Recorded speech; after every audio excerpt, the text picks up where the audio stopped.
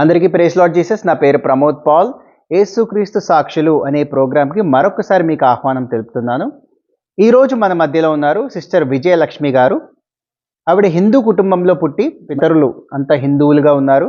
మరి వారెంతో నిష్టగా భక్తి శ్రద్ధలతో మరి శ్రీరాముడికి పూజలు చేస్తూ, అలాగే కృష్ణుడికి పూజలు చేస్తూ, అలాగే దసరా దేవి నవరాత్రుల సమయంలో కానీ, అలాగే వినాయక చవితి సమయంలో కానీ వీరి కుటుంబీకులే ధనాన్ని ఖర్చు చేసి కార్యక్రమాలన్నీ 9 రోజుల పాటు అక్కడ పూజలు పునస్కారాలన్నీ వీరే జరిగిస్తూ, అలాగే వీరి ఇంట్లో కూడా పూజ గదిలో అందరి దేవుళ్ళ పటాలు ఉంచుకొని, అన్ని విగ్రహాలు ఉంచుకొని స్నానం చేయంగానే ప్రతి ఒక్క దేవుడికి నిష్టగా పూజలు పునస్కారాలు చేస్తూ విగ్రహారాధన చేస్తున్న కుటుంబంలోంచి మరి వచ్చిన సిస్టర్ విజయలక్ష్మి గారు యేసుక్రీస్తు ప్రభుని ఎలా తెలుసుకున్నారు, ఎలా యేసుక్రీస్తు ప్రభు తన జీవితంలోకి వచ్చారో, అలాగే తన జీవితంలో ఏమేమి మేలులు చేశారో, తన రక్షణ సాక్ష్యము అనుభవ సాక్ష్యం మనందరం సిస్టర్ నోటితో తెలుసుకుని మనందరం ఆత్మీయంగా బలపడి ఎంతో మందిని ఆత్మీయంగా బలపరుస్తూ యేసుక్రీస్తు నామాన్ని మహింపరుద్దాం. రండి.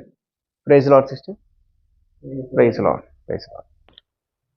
దేవునికి మహిమ కలుగునగాక.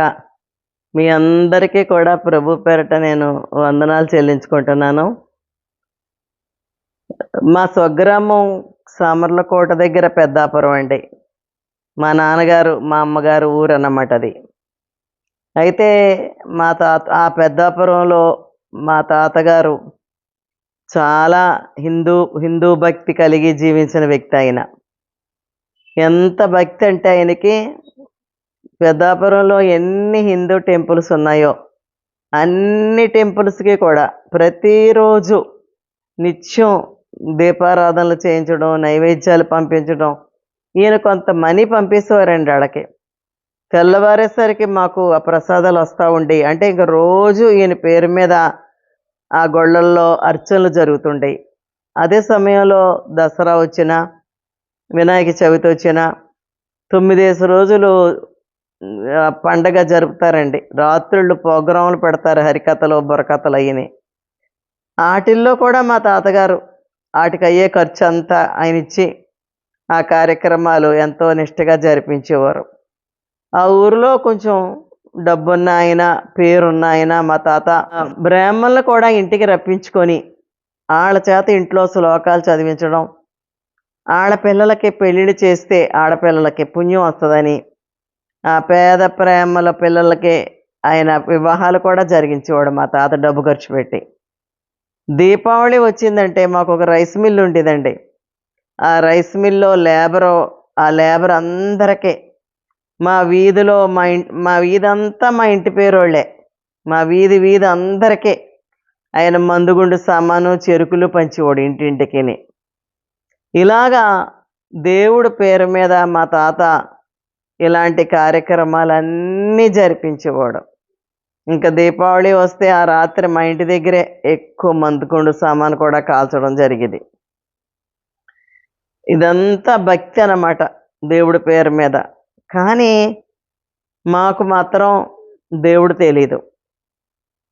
దేవుడు భక్తి పేరు మీద ఈ ఆచారాలన్నీ చేసేవాళ్ళం. కానీ ఇలాంటి పరిస్థితుల్లో మేము ఉంటుండగా మా ఇంటికి యేసు ప్రభుని నమ్మినటువంటి బిడ్డలో మా తాతగారు లేని సమయంలో మా ఇంటికి వచ్చారండి కొంతమంది స్త్రీలు. వచ్చి మా నానమ్మకి మా అత్తలకి యేసు ప్రభు మాటలు చెప్పారండి. వాళ్ళు, అమ్మ యేసు ప్రభు చాలా గొప్ప దేవుడు, ఏ కష్టం వచ్చినా సరే మీరు ఆయనకి ప్రార్థన చేస్తే దేవుడు తప్పకుండా మిమ్మల్ని ఆ కష్టం నుంచి విడిపిస్తాడని, ఆయన మనందరి పాపాల కొరకు ఈ లోకానికి వచ్చాడమ్మా, మన పాపాల కొరకు ఆయన సిలువలో రక్తం కార్చి ప్రాణం పెట్టిన దేవుడమ్మా అని చెప్పారటండి మా అత్తలకి మా నానమ్మకి. అయితే ఆ మాటలో మా నానమ్మకి మా మేనత్తలకి చాలా ఆదరణగా అనిపించినాయటండి. అంతే కదా, సాధారణంగా కష్టంలో ఉన్న వాళ్ళకి అమ్మ ఇలాగ ప్రార్థన చేసుకుంటే మీకు తప్పకుండా దేవుడు హెల్ప్ చేస్తాడన్న మాటలు ఆదరణకరంగా ఉంటాయి. యేసు ప్రభు పాటలు కూడా చాలా ఆదరణకరంగా ఉంటాయి. అప్పుడు వాళ్ళు యేసు ప్రభుని ఎలా ప్రార్థన చేసుకోవాలో అడిగి మా ఇంట్లో నానమ్మ మా అత్తలో ప్రార్థన చేసుకుంటుండేవారండి. మా తాతగారికి తెలియదు ఈ విషయం. అలా ప్రార్థన చేసుకుంటుంటే మా కుటుంబంలో యేసు ప్రభు ప్రార్థన చేసినప్పుడు ఎన్నో అద్భుతాలు జరుగుతుండేయటండి. అంతకుముందు ఇలాంటి అద్భుతాలు జరగడం మా కుటుంబంలో మాకు తెలీదు. ఉదాహరణకి ఒక మేనత్త చావు బ్రతుకుల్లో ఉందట. అనారోగ్యం వచ్చిందండి మా అత్తకి. డాక్టర్లు ఇంకా పంపిస్తారు ఇంటికి. ఇంటికి వచ్చేసిన తర్వాత చిన్న వయసే, 2 కొడుకులు చదువుకుంటున్నారు ఆవిడకి. ఇంటికి వచ్చేసాక వీళ్ళు చెప్పారు కదా, మరి యేసుప్రభు బిడ్డలు వచ్చి ప్రార్థన చేసుకుంటే ఆయన తప్పకుండా సహాయం చేస్తాడని. యేసుప్రభుకి ప్రార్థన చేసిందంట అప్పుడు మా మేనత్త. ప్రభువా నన్ను బ్రతికించవా, నా పిల్లలు ఇంకా చదువులు కూడా అవ్వలేదు చిన్నోళ్ళు అని అని చెప్పి పడుకుందంటండి. పట్టపగలే ఆ నిద్రలో ఉంటుండగా యేసు ప్రభు మంచం దగ్గరికి వచ్చి నిలబడడం కల్లో చూసిందటండి ఆవిడ. చూడగానే మళ్ళీ ఇదే మాటలు అడిగిందంట, ప్రభువా నన్ను బ్రతికించవా, డాక్టర్లు అయితే నాకు ఆపరేషన్ కూడా నేను ఆపరేషన్కి పనికిరానని పంపించేశారు, నా పిల్లలు ఇంకా చిన్నోళ్ళయ్యా అని అడిగిందటండి. అడిగితే ఆయన నీ చెయ్యి ఏదమ్మా అని అడిగారంట. చెయ్యి చూపిస్తే అప్పుడు అమ్మా నువ్వు నీ మనవలను చూస్తావు అని చెప్పి ఆయన ఒక ప్రామిస్ చేశారటండి మా మేనత్తకి. తెలివి వచ్చేసింది, ఎవరు లేరు గదిలో. ముందు బాగా వీక్ అయిపోవడంలో డాక్టర్ అనుకుందంట. మావయ్య గారిని పిలిచింది. ఆయనకి తిరుపతి భక్తి అండి. ఎవ్రీ ఇయర్ ఆయన తిరుపతి వెళ్ళి తలిచ్చి వస్తాడనమాట. పేరు కూడా అదే ఆయనకి, వెంకటేశ్వరరావు ఆయన పేరు. అయితే ఆయన్ని పిలిచి నేను ఇలా ప్రార్థన చేశాను, యేసుప్రభు నాకు నీ మనవలను చూస్తావని అన్నాడు అని చెప్పిందటండి.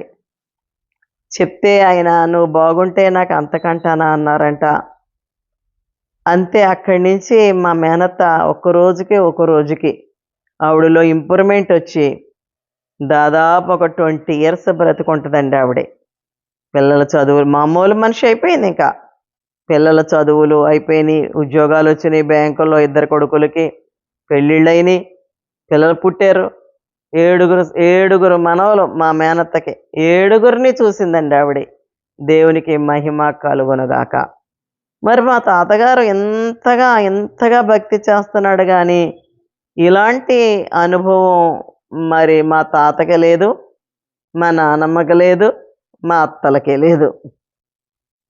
యేసు ప్రభువుని ప్రార్థన చేసుకున్నాకనే దేవుడు తెలియడం జరిగిందండి మాకు. అంతకుముందు దేవుడు కనబడతాడని కానీ మాట్లాడతాడని కానీ మేము ఎరగం. దేవుడు ఉన్నాడు అనేటటువంటి ఒక నమ్మకంతో ఆ విగ్రహ పూజలు చేసుకుంటూ వెళ్ళిపోయారే తప్ప దేవుడు తెలీదండి. అలాగా మా మా మామగారు మేనత్త భర్త, మా మేనత్త ఎప్పుడైతే రికవర్ అయిపోయి బ్రతికిందో ఆయన కూడా యేసుప్రభుని సొంత రక్షకుడుగా అంగీకరించి ఆయన బాప్తిసం పొందారండి. దేవునికి స్తోత్రం కలుగునగాక. అయితే మా తాతగారికి తెలిసిందండి ఈ విషయం నెమ్మదిగా. ఏంటి, ఇంట్లో పూజలు మానేశారు వీళ్ళు ప్రార్థన చేస్తున్నారని తెలిసిందండి. తెలిసి ఇంకా మా నానమ్మతో మాట్లాడడమే మానేశారంట మా తాతగారు. తర్వాత ఆవిడ భోజనం పెడితే కూడా తినేవారు కాదంట. అంత కోపంగా ఉండేవారంట. తన భర్త తను పట్టించుకునేవారు కాదంట. ఇంట్లో అవసరాలు కూడా పట్టించుకునేవాడు కాదటండి ఆయన. అంత శ్రమ పడుతున్నప్పటికీ ఆవిడ యేసుప్రభుని విడిచిపెట్టలేదటండి. బైబిల్లో ఒక మంచి మాట ఉంటుంది. ఏమనంటే యెహోవా ఉత్తముడని రుచి చూసి తెలుసుకొనుడి, ఆయనను ఆశ్రయించిన నరుడు ధన్యుడని ఉంటుంది. అయితే నానమ్మ ఆ టేస్ట్ చూసింది, యేసుప్రభు యొక్క రుచిని, అందుకు విడిచిపెట్టలేకపోయిందండి. ఇలాగ మా కుటుంబంలో ఎన్ని అసాధ్యాలను ప్రభు సాధ్యం చేశాడోనండి. ఇంకొక మాట కూడా చెప్తాను. మా అమ్మగారు ఫస్ట్ టైం ప్రెగ్నెంట్గా ఉన్నప్పుడు విజయనగరం అండి ఆమె ఆమె అమ్మగారు ఊరు. డెలివరీకి విజయనగరం వెళ్ళిపోయింది మా అమ్మ. అయితే బాగా నీరు పట్టేసిందట మా అమ్మకి. సరిగ్గా వాళ్ళు గమనించుకోలేకపోయారు. డెలివరీ టైంలో ధనుర్వాతం వచ్చేసి మా అమ్మకి ఒక బాబు పుట్టి చనిపోయాడంట. మా అమ్మగారు కోమాలోకి వెళ్ళిపోయారండి. 3 డేస్ కోమాలో ఉన్నారంట. ఆ 3 డేస్ తర్వాత డాక్టర్ చెప్పాడంట, అమ్మ ఇంక ఇప్పుడు బ్రతకదు, మీకు దగ్గర వాళ్ళందరికీ టెలిగ్రామ్లు ఇచ్చేయండి అన్నారంట. అప్పట్లో టెలిగ్రామ్లే కదండి ఇచ్చేవారు. పెద్దాపురం టెలిగ్రామ్ వచ్చేసిందంట మా నానమ్మకి. మా అమ్మగారి పేరు కృష్ణవేణి. కృష్ణవేణి సీరియస్గా ఉందని. ఆ టెలిగ్రామ్ అందుకోగానే మా నానమ్మ గదిలోకి వెళ్ళిపోయి తలుపులు వేసేసుకొని యేసుప్రభుకి ప్రార్థన చేసిందటండి. మా నాన్నగారు చాలా సెన్సిటివ్. బయట వాళ్ళు శత్రువు కష్టంలో ఉంటే కూడా మా నాన్న వినలేడండి. అలాంటి మనస్తత్వం మా ఫాదర్ది. ప్రభుకి అడిగిందంట మా నానమ్మ, ప్రభువా నా కోడలు చనిపోయిందంటే నా కొడుకు పిచ్చోడైపోతాడు ప్రభువా, నువ్వేం చేస్తావో తెలీదు, నా కోడలు నువ్వు బ్రతికించు. ఇప్పటికి 3 దినాల నుంచి తెలివిలో లేదట. డాక్టర్లు లాభం లేదని చెప్పేశారు. కానీ నువ్వు దేవుడు కనుక నా కోడల్ని బ్రతికించని ప్రార్థన చేస్తుంటే, ప్రార్థనలో ఉంటుండగానే మా నానమ్మ ఒక దర్శనం చూసిందటండి. అదేంటంటే ఒక సమాధి పెట్టి కనబడుతుందంట. ఆ సమాధి పెట్టిలో నుంచి మా అమ్మ పైకి నిలబడి బయటకు ఉరికేసిందంటండి. సమాధిపై జయం అంటూ బయటకు ఉరికేసిందంట. ఆ దర్శనం చూడగానే మా నానమ్మ బయటకు లేచిపోయి బయటకు వచ్చేసిందంట. ప్రార్థనలో తెలివిలో ఉంటుండగా కనబడింది, నిద్రలో కూడా కాదు. మా మేనత్తలు పిలిచి చెప్తుందంట, ఇలా కనబడిందే అంటే మా అత్తలు అంటున్నారంట, బాగుంటుందమ్మా సమాధి పెట్టిలోంచి ఉరికేసింది అంటున్నావు కదా అని వాళ్ళు అంటుండగానే మళ్ళీ టెలిగ్రామ్ వచ్చిందటండి. ఏమనంటే కృష్ణవేణికి బాగుందని. దానివల్ల తర్వాత మా అమ్మగారు మరి బాగైపోయారు. తర్వాత మా అమ్మగారు కూడా విగ్రహారాధన కుటుంబానికి చెందిన ఆవిడేనండి. మా అమ్మ వివాహం ద్వారా మా నాన్నమ్మ ఇంటికి వచ్చిందన్నమాట ఆవిడ. అయితే ఈ అద్భుతం జరిగాక మా అమ్మగారు కూడా యేసుప్రభులో ఉన్న శక్తి ఏంటో తెలుసుకొని ఆవిడ కూడా ప్రభుని నమ్ముకున్నారు. తర్వాత మా అమ్మకి నేను పుట్టాను. నాకు ఒక 2 తమ్ముళ్ళండి, బ్యాంక్ మేనేజర్లుగా చేసి రిటైర్డ్ అయ్యారు. అయితే మా అమ్మ ప్రార్థన చేసుకుంటుంటే నేను వినేదాన్ని అండి. ఏంటంటే ఆ ప్రార్థన, ప్రభువా నా అత్తగారు నిన్ను నమ్ముకున్నందువల్ల నేను మొదటి కాన్పులోనే చనిపోవలసిన దాన్ని ప్రభువా, కానీ మా అత్తగారు నిన్ను నమ్ముకొని నీకు ప్రార్థన చేసిందంటయ్యా నా కోసం. ఆవిడ ప్రార్థన విని నన్ను బ్రతికించావు, లేదంటే నేను మొదటి కాన్పులోనే చనిపోదును, రక్షణ లేకుండా నేను తెలుసుకోకుండా చనిపోదును ప్రభువా. ఆవిడ ప్రార్థన వల్ల నన్ను బ్రతికించావు, నన్ను రక్షించి నీ బిడ్డగా చేసుకుని మరలా నాకు 3 బిడ్డల్ని ఇచ్చావు తండ్రి, నీకు స్తోత్రం అని మా మా అమ్మగారు ప్రభుని స్తుతిస్తూ ఉండేవారండి. ఇలాంటి కార్యాలు మరి మా కుటుంబంలో అంతకు ముందు మేము ఎరగం.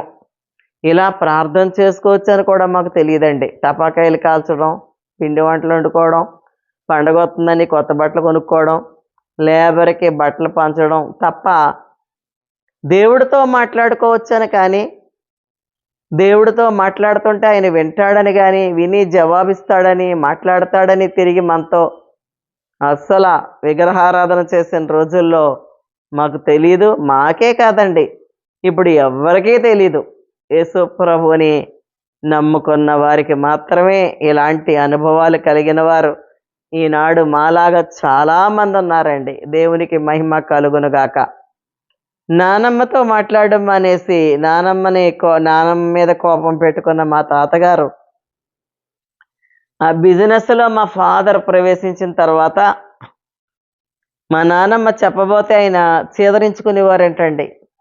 మా ఫాదర్ బిజినెస్లోకి వచ్చిన తర్వాత ఆయన జీవితాన్ని చూసి ఓడట మా తాత. ఆ వ్యాపారం అయితే మాత్రం చాలా బాగా సాగిదంట.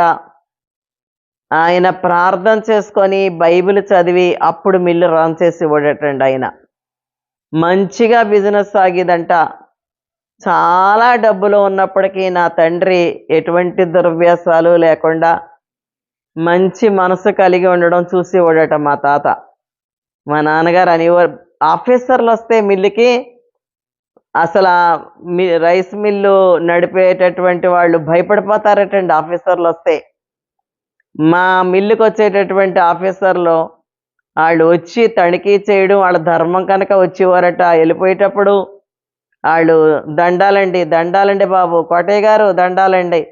మా ఫాదర్ దగ్గరికి వచ్చి, అప్పట్లో మా ఫాదర్ బిఎల్ చదువుకున్నారు, మీకు మంచి ఉద్యోగం వచ్చారు కదండి, మీ వ్యాపారంలో ఎందుకు వచ్చారండి అని ఎంతో ఆప్యాయంగా మాట్లాడి వెళ్తుంటే మా తాతగారు అన్నారంట మా ఫాదర్ తోటి, వాళ్ళు వచ్చేటప్పుడు జీపుల్లో వీధి వైపు దొడ్డి వైపు కూడా వచ్చేసారు కదా తనిఖీ చేయడానికి, వాళ్ళు వస్తున్నారని కొంచెం కూడా మనకి తెలియలేదు, పెద్ద పులిలాగా వచ్చారు, కుక్కల్లాగా వెళ్ళిపోతున్నారేంటి అని అడిగేటట. మా నాన్నగారి పేరు ప్రసాదం అండి.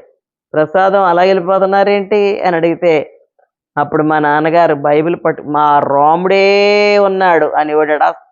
మాను మా తాత ఆ రాముడే ఉన్నాడు అనేవాడట. ఆ కృష్ణుడిని తలంచుకునేవాడంట. మా మా చిన్నాన్నలకి కృష్ణుడు, పిల్లలకి కృష్ణుడి పేర్లే మాధవరావు, జనార్దన, గోపాలరావు, వెంకట్రావు, నలుగురు కొడుకులకి ఆ పేర్లు పెట్టారండి. ఆ తర్వాత మా మిల్లు పేరు కూడా ముకుందర్ రైస్ మిల్లే. ఇలాంటి ఆ రాముడే ఉన్నాడనేవాడంట. అలాంటి ఆయన అలాగ ఆఫీసర్లో వీళ్ళకే తిరిగి నమస్కారాలు పెడుతూ వెళ్ళిపోతుంటే, అలా వెళ్ళిపోతున్నారేంటి ప్రసాదం, వచ్చేటప్పుడు పెద్ద పులిలాగా వచ్చారు అన్నాడట మా నాన్నగారితోటి. అంటే మా ఫాదర్ చెప్పాడంట, బైబిల్ పట్టుకొని పైకెత్తి బాబయ్య బాబయ్య అని పిలిచేవారండి తండ్రి నాళ్ళు. మిల్లో ఈ బైబిల్ ఉన్నంతకాలం అలాగే ఉంటుంది బాబయ్య అన్నారంట. అప్పుడు అని ఆ రాముడే అనబోయి ఆ ప్రభువే ఉన్నాడన్నారంట. దేవునికి మహిమ కలుగునుగాక. ఈ గొప్ప కార్యాలు మా కుటుంబంలో జరుగుతూ ఉండడం మొట్టమొదట్లో మా తాతగారు వ్యతిరేకించినప్పటికీ అయినా కూడా యేసుప్రభులో ఉన్న సత్యాన్ని తెలుసుకొని అప్పుడు ఆయన మారేకనే మా ఇంట్లో ఎన్ని విగ్రహాలు ఉండి అంటే గదిలో ఆ రౌండ్ అంతా ఉండి అంటండి. ప్రతి విగ్రహానికి స్నానం చేసి వచ్చిన తర్వాత మా తాత దండం పెట్టుకుంటేనే కానీ, ప్రతి ఫోటోకినట నమస్కారం చేస్తేనే కానీ కాఫీ తాగేవాడు కాదటండి. అలాంటిది ఆయన యేసుప్రభు చేసే అద్భుతాలు చూసి, నా తండ్రిలో ఉన్నటువంటి ఆ పరిశుద్ధమైన జీవితం చూసి మా తాత కూడా యేసుప్రభుని అంగీకరించాడు. ఆ పటాలన్నీ విగ్రహాలన్నీ అప్పుడు మా తాతగారు మారాక తీసేయడం జరిగిందండి. దేవునికి మహిమ కలుగునుగాక. ఆ తర్వాత మాకు అప్పటి నుంచి యేసుప్రభువే నిజమైన దేవుడని తెలుసు. ఇంక ఇలా చెప్పాలంటే టైం సరిపోదు కానీ ఇంకా ఇలాంటి అద్భుతాలు చాలా దేవుడు మా కుటుంబాల్లో చేసేవాడండి. మా మేనత్తల జీవితంలో, నా తండ్రి జీవితంలో, మరి నా తల్లి జీవితంలో దేవుడు ఎన్ని ఎన్ని అద్భుతాలో చెప్పడానికి ఇప్పుడు టైం సరిపోదు. ఇలాగ మాకు అర్థమైంది ఏంటంటే యేసుప్రభుని గురించి ఆపత్కాలంలో వాక్యంలో ఉంటుంది ఆ మాట. ఆపత్కాలంలో ఆయన నమ్ముకొనదగిన సహాయకుడు అని ఉంటుందండి వాక్యంలో. అదే మాకు తెలిసిన విషయం. మాకు ఏదన్నా ఆపద వస్తే చాలు ఆయన దగ్గరికి వెళ్ళిపోవడం, ఆయనకి ప్రార్థన చేసుకోవడం, ఆయన దగ్గర నుండి జవాబులు పొందుకోవడం, ఇది మా జీవితంలో. కానీ మాకు చర్చి తెలీదు. మాకు చర్చికి వెళ్ళే అలవాటు లేదండి. ఎందుకంటే మా పితరులు మరి విగ్రహారాధికులు, మేము ఇంట్లోంచి బయటికి వెళ్ళకూడదు ఆడవాళ్ళవి. మా మేనత్తలంట కొంచెం వయసు వచ్చిన తర్వాత చదువులు మానిపించేసి ఇంట్లో పెట్టేశారటండి వాళ్ళని. అంచేత మమ్మల్ని చర్చికి పంపరుగా. అలాంటి పరిస్థితుల్లో కూడా మా నాన్నమ్మ పాస్టర్ గారి దగ్గరికి వెళ్ళి బాప్తీసం ఏమని అడిగిందంట. చూడండి ఆవిడకి ఎంత ధైర్యమో. పాస్టర్ గారు భయపడ్డారటండి బాప్తీసం ఇవ్వడానికి. లేదు నాకు ఇవ్వండి అని ఆయన బ్రతిమలాడి బాప్తీసం పొంది ఇంటికి వచ్చేసిందని నాకు మా నాన్నమ్మ తెలియదండి. మా నాన్నగారు నా మేనత్తలు చెప్తుండేవారు. ఆవిడ ఉండగా నేను పుట్టానట, కానీ నా ఒక ఊహ తెలియనప్పుడే ఆవిడ చనిపోయారండి. గొప్ప ప్రార్థనా పరురాలండి ఆవిడ. ఆవిడ దూడసాల్లోకి వెళ్ళిపోయి కూర్చొని ప్రార్థన చేస్తూ ఉండేదంట. ప్రభువా, నా భర్త నా బిడ్డలో నిన్ను తెలుసుకోవాలి ప్రభువా అని ప్రార్థన చేసేదటండి. అంచేత మా మేనత్తలైతేనే వాళ్ళ భర్తలు, మా నాన్నగారు, మా అమ్మ, ఆడపిల్లలం యేసుప్రభుని నమ్ముకొని యేసుప్రభుని ప్రార్థన చేసుకుంటా ఉండేవాళ్ళమే. కానీ మాకు చర్చికి వెళ్ళే అలవాటు లేదు, వాక్యం తెలీదు. బైబిల్ ఏదో చదివివ్వడం కానీ ఎవరు ఇచ్చుంటారు అప్పట్లో, తెలీదు. ఇలాంటి అప్పటికి తర్వాత నాకు కూడా దగ్గర సంబంధం ఉండడంతో మేనరకం పెళ్లి చేసేసారు. 19 సంవత్సరాల వయసు ఉంటుందండి. ఒక బాబు కలిగాడు నాకు అప్పుడు. ఆ టైంలో ఔసాప్రేయర్ పాస్టర్ విజయ్ కుమార్ గారు పెద్దాపురం మా ఊరు వచ్చి వాక్యం చెప్తుండేవారండి. అప్పుడు నేను వాక్యం విన్నానండి. వాక్యం, దేవునికి స్తోత్రం కలుగునగాక. ఆయన అంతవరకు మేము శారీరకంగా యేసు ప్రభు నుండి చాలా మేళ్లు పొందాం. ఎవరైనా మాకు కనబడితే మాత్రం చెప్తుండేవాళ్ళమండి, మాకు ఇలా చేశాడు, మీరు నమ్ముకోండి. మా ఫాదర్ చెప్పేవారు, మా అత్తలు చెప్పేవారు. వాళ్ళు ఎప్పుడు దేవుడి మాటలే మాట్లాడుకుండేవారు. మరి ఆ ప్రభావం నా మీద పడింది. మా నాన్నగారు నాకు మా తమ్ముళ్ళకి కూడా మా చేత మోకాళ్ళు వేయించి ప్రార్థన చేయించేవారండి. మా చేత ప్రార్థన నేర్పాడు ఆయన. అందుకు నేను చిన్నతనం నుంచే ప్రార్థన చేయడం నేర్చుకున్నాను. అలాగా ప్రార్థనకి జవాబులు కూడా పొందుకుండేదాన్నండి. చిన్నతనంలోనే 3rd స్టాండర్డ్ చదువుకుంటున్నప్పుడే అనుకుంటాను, నా చెవి రింగులు ఎక్కడో పెట్టేసుకున్నాను. మా తమ్ముడు లాగేశాడు, ఎక్కడో పెట్టేశాను. మా అమ్మని పెట్టవా అని వెళ్తే మా అమ్మగారు అంది, ఉండు పనిలో ఉన్నానంటే అక్కడ పెట్టేశాను. తర్వాత మా అమ్మగారు వచ్చి అడిగితే ఎంత వెతికినా దొరకలేదు. మా అమ్మ బాగా కోప్పడింది, ఎక్కడ పెట్టేసావని. ఆవిడ కోప్పడిందని నాకు చాలా దుఃఖం వచ్చేసి అలా ఏడుస్తూ, ప్రభువా ఎక్కడ పెట్టేశానో నా రింగులు దొరికేలా చేయవా అని పట్టుదల 3rd స్టాండర్డ్లోనండి. అంటే ఇలా ఎన్నున్నాయో ఒకటే చెప్తున్నాను మీకు నేను. ఆ రాత్రి ప్రభు కనబడ్డారండి నాకు. మా ఇంట్లో పెద్ద ఫోటో ఉండేది. వాళ్ళు మిషనరీస్ ఇచ్చారంట ఆ ఫోటో మాకు. యాయూరు కుమార్తెను బ్రతికిస్తున్నట్టుగా ఉండేది ఆ ఫోటో, పెద్ద ఫోటో. ఆ ఫోటోలో ఎలాగున్నారో అలాగే నా కళ్ళకు వచ్చారు. ప్రభువా నా రింగులు పోయినాయి అన్నానండి. ఆయన ఇలా బొర్రు పేరు. మర్నాడు జ్ఞాపకం వచ్చింది మధ్యాహ్నం. మా నాన్నగారికి చాలా భక్తి అండి, మంచి ప్రార్థనాపరుడు ఆయన. ఆయనకి చెప్పాను. చాలా సంతోషపడిపోయాడు మా నాన్నగారు. ఆ తర్వాత కొద్ది రోజుల్లోనే మా ఇంట్లోని బీరువాలో మా అమ్మగారికి దొరికినాయండి ఆ రింగులు. దేవునికి స్తోత్రం కలుగునగాక. అలాగా మరి టైము లేదు కానీ 6th స్టాండర్డ్లో ఒకసారి సీటు కావాల్సి వచ్చింది. ఒకసారి ఇవ్వనంటే ఇవ్వను అన్నారండి వాళ్ళు. పట్టుబట్టి ప్రార్థన చేశాను, సంపాదించానండి ఆ సీటుని నేను. అలాగా చిన్నప్పటి నుంచి నాకు దేవుడంటే విశ్వాసం, భక్తి, ప్రార్థన ఉండేది. బైబిల్ అర్థం అవ్వకపోయినా చదివేసుకునేదాన్ని, ఉపవాస ప్రార్థన చేసేసుకునేదాన్ని. మా పక్కన ఒక సహోదరు ఉంటే ఆవిడ దగ్గరికి వెళ్ళిపోయి ఆవిడ ఫాస్టింగ్ ప్రేయర్ చేసేదన్నమాట. ఆకలేసేస్తున్నా సరే 3 గంటల దాకా ఆవిడ అలా విజ్ఞాపన చేస్తుంటే ఆవిడతో పాటే నేను కూడా ప్రార్థనలో కూర్చునేదాన్నండి. అంత ఆశ ఉంది నాకు.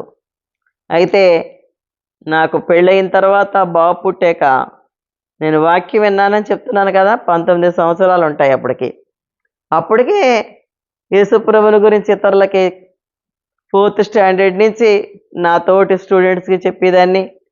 పెళ్ళయ్యాక కూడా నా పక్క పోర్షన్లో వైజాగ్లో ఒక ఫ్యామిలీ ఉంటే వాళ్ళకి చెప్పాను. ఆ కుటుంబం అంతా ప్రభుని నమ్ముకున్నారు. వాళ్ళకి ఒక అద్భుతం జరిగిందండి. అప్పుడు దేవుడు వాళ్ళు నమ్ముకున్నారు. కానీ వాక్యం వింటున్నప్పుడు ఆయన ఏమని వాక్యం చెప్తున్నారంటే, పాస్టర్ గారు నువ్వు ఏం సాక్ష్యం చెప్తున్నావు? యేసు ప్రభు నాకు ఉద్యోగం ఇచ్చాడు, పిల్లలు లేకపోతే పిల్లల్ని ఇచ్చాడు, లేకపోతే ఆరోగ్యం ఇచ్చాడని చెప్తున్నావా? కానీ యేసు ప్రభు అద్భుతాలు చేస్తాడు ఆయన దేవుడు కనుక. కానీ ఆయన ఈ లోకానికి వచ్చింది అందుకు కాదు,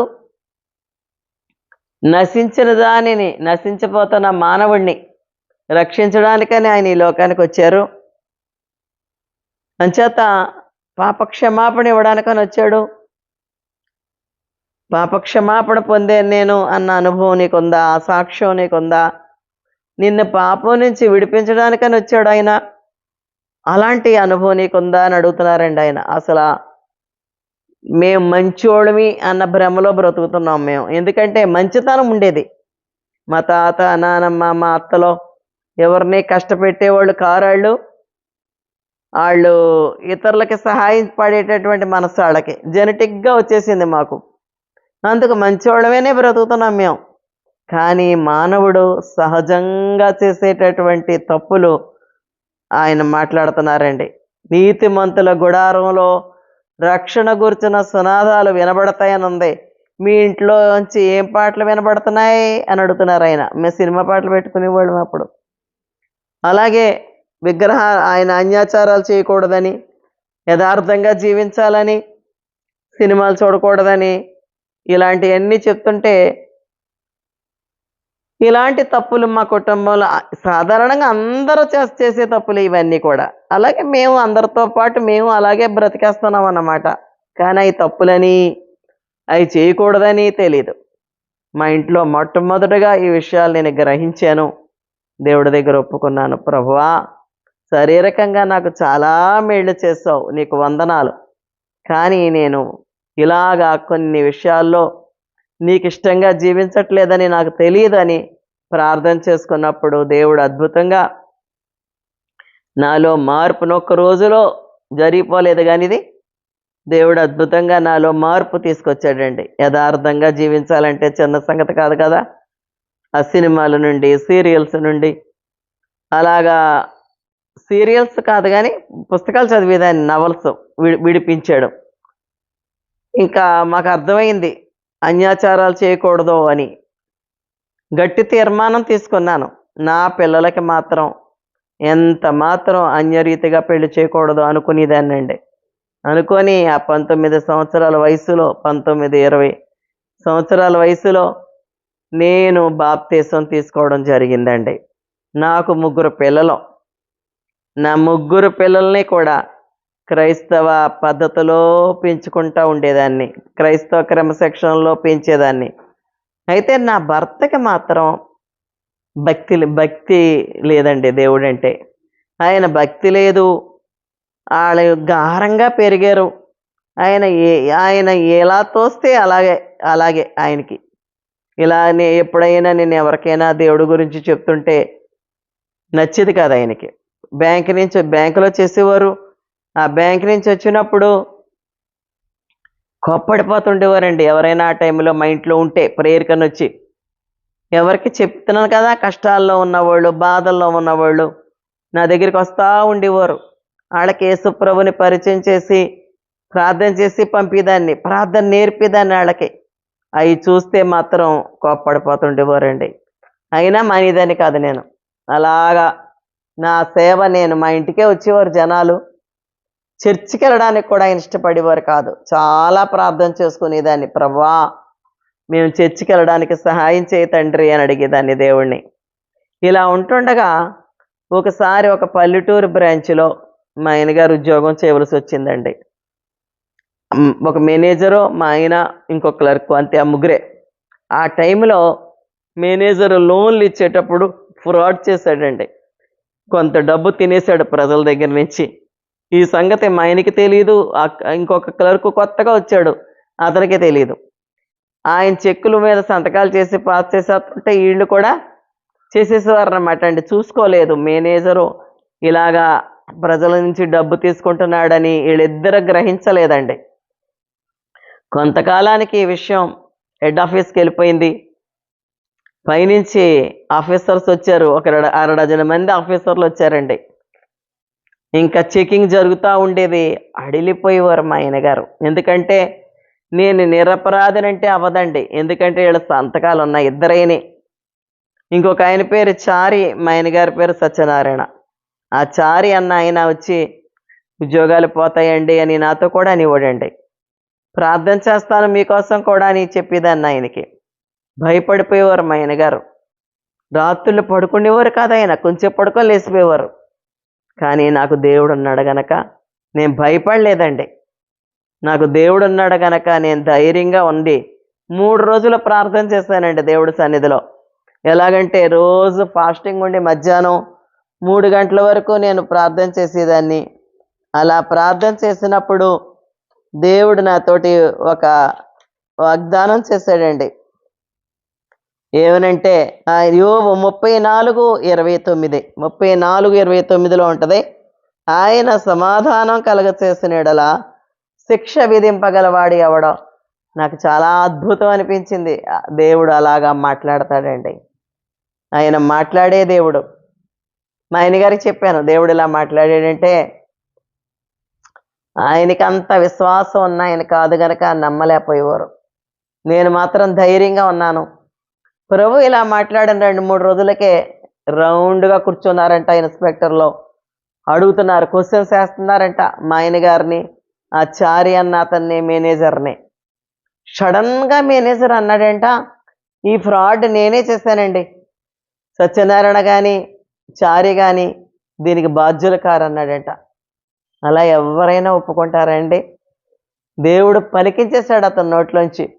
వెంటనే అతని దగ్గర నుంచి ఆ నోట్లోంచి అలా అనగానే రిటర్న్గా ఆయన దగ్గర నుంచి కాగితాలు సంతకాలు చేసి తీసేసుకొని సస్పెండ్ చేస్తారటండి అతన్ని.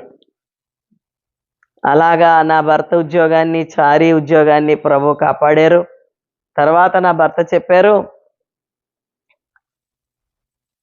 ఇది కానీ ఆ మేనేజర్ అలాగ ఒప్పుకొని ఉండకపోతే కోర్టు కేసు ఎదురు ఎంతకాలమో అలాగ వాయిదాలు పడతా ఉంటే నేను తిరగలేక నలిగిపోదునన్నారండి. కానీ దేవుడిని నమ్ముకొని ఉన్నందువల్ల, మాకు దేవుడు ఉన్నందువల్ల, యేసు ప్రభు మాకున్నందువల్ల అద్భుతంగా దేవుడు మమ్మల్ని ఆ సమస్య నుంచి కాపాడారు. మరి ఎవరికైనా దేవుడి గురించి చెబితే ఇష్టపడినటువంటి నా భర్త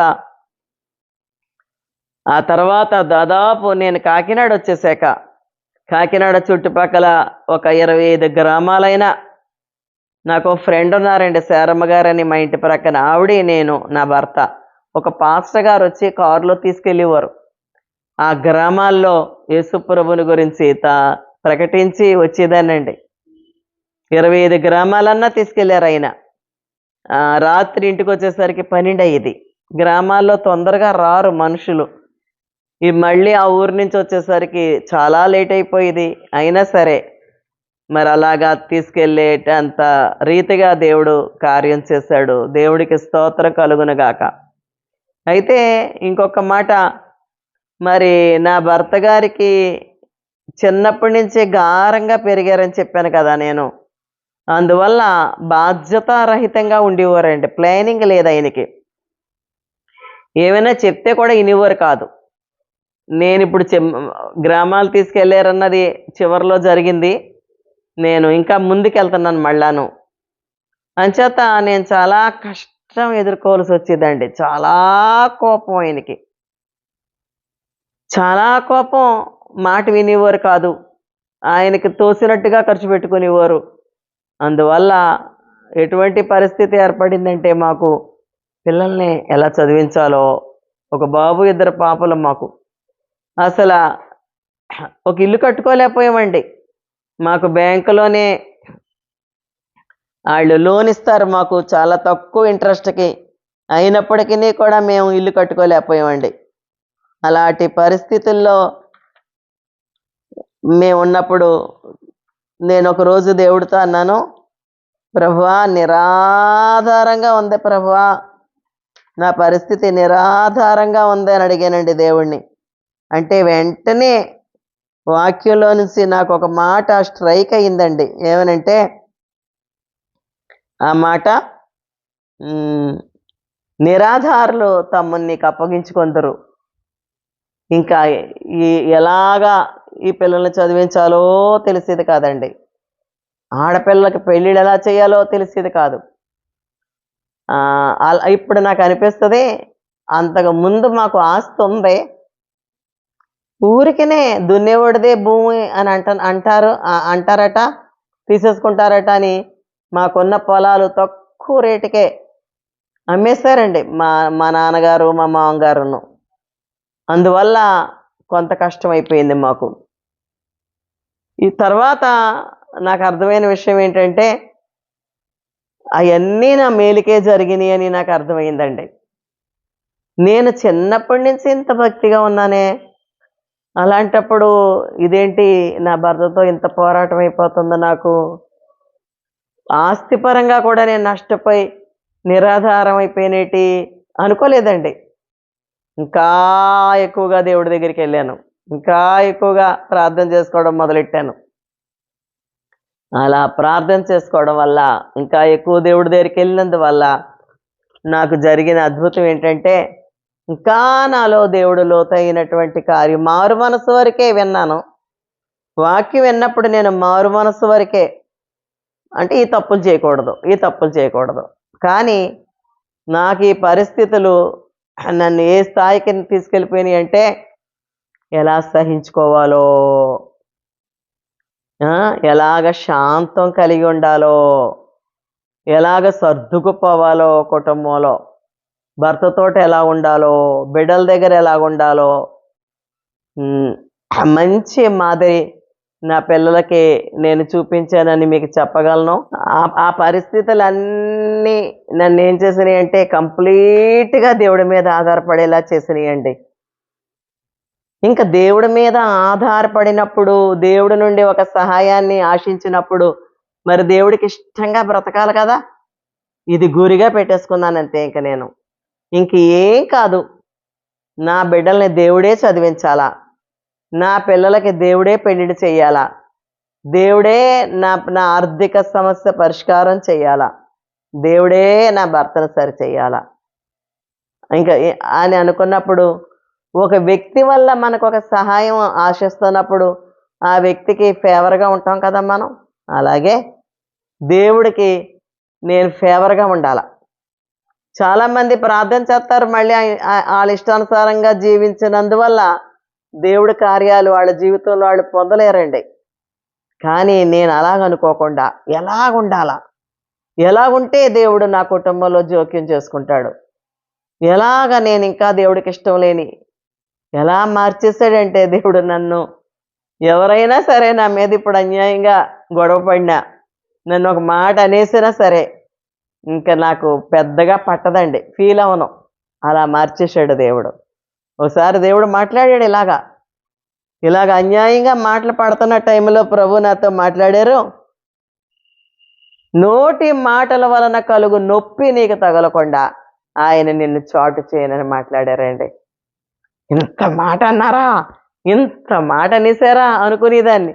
ఎందుకంటే అంతంత మాటలే పడేదాన్ని, అది చిన్న చిన్న మాటలు కావు. చాలా బాధపడిపోయేదాన్ని. ఎంత బాధపడిపోయేదాన్నో, చచ్చిపోతే వదిలిపోద్దేమో అన్నంత బాధపడేదాన్ని. యేసుప్రభుకి చెప్పుకున్నాను, ఎంత గొప్ప దేవుడండి ఆయన.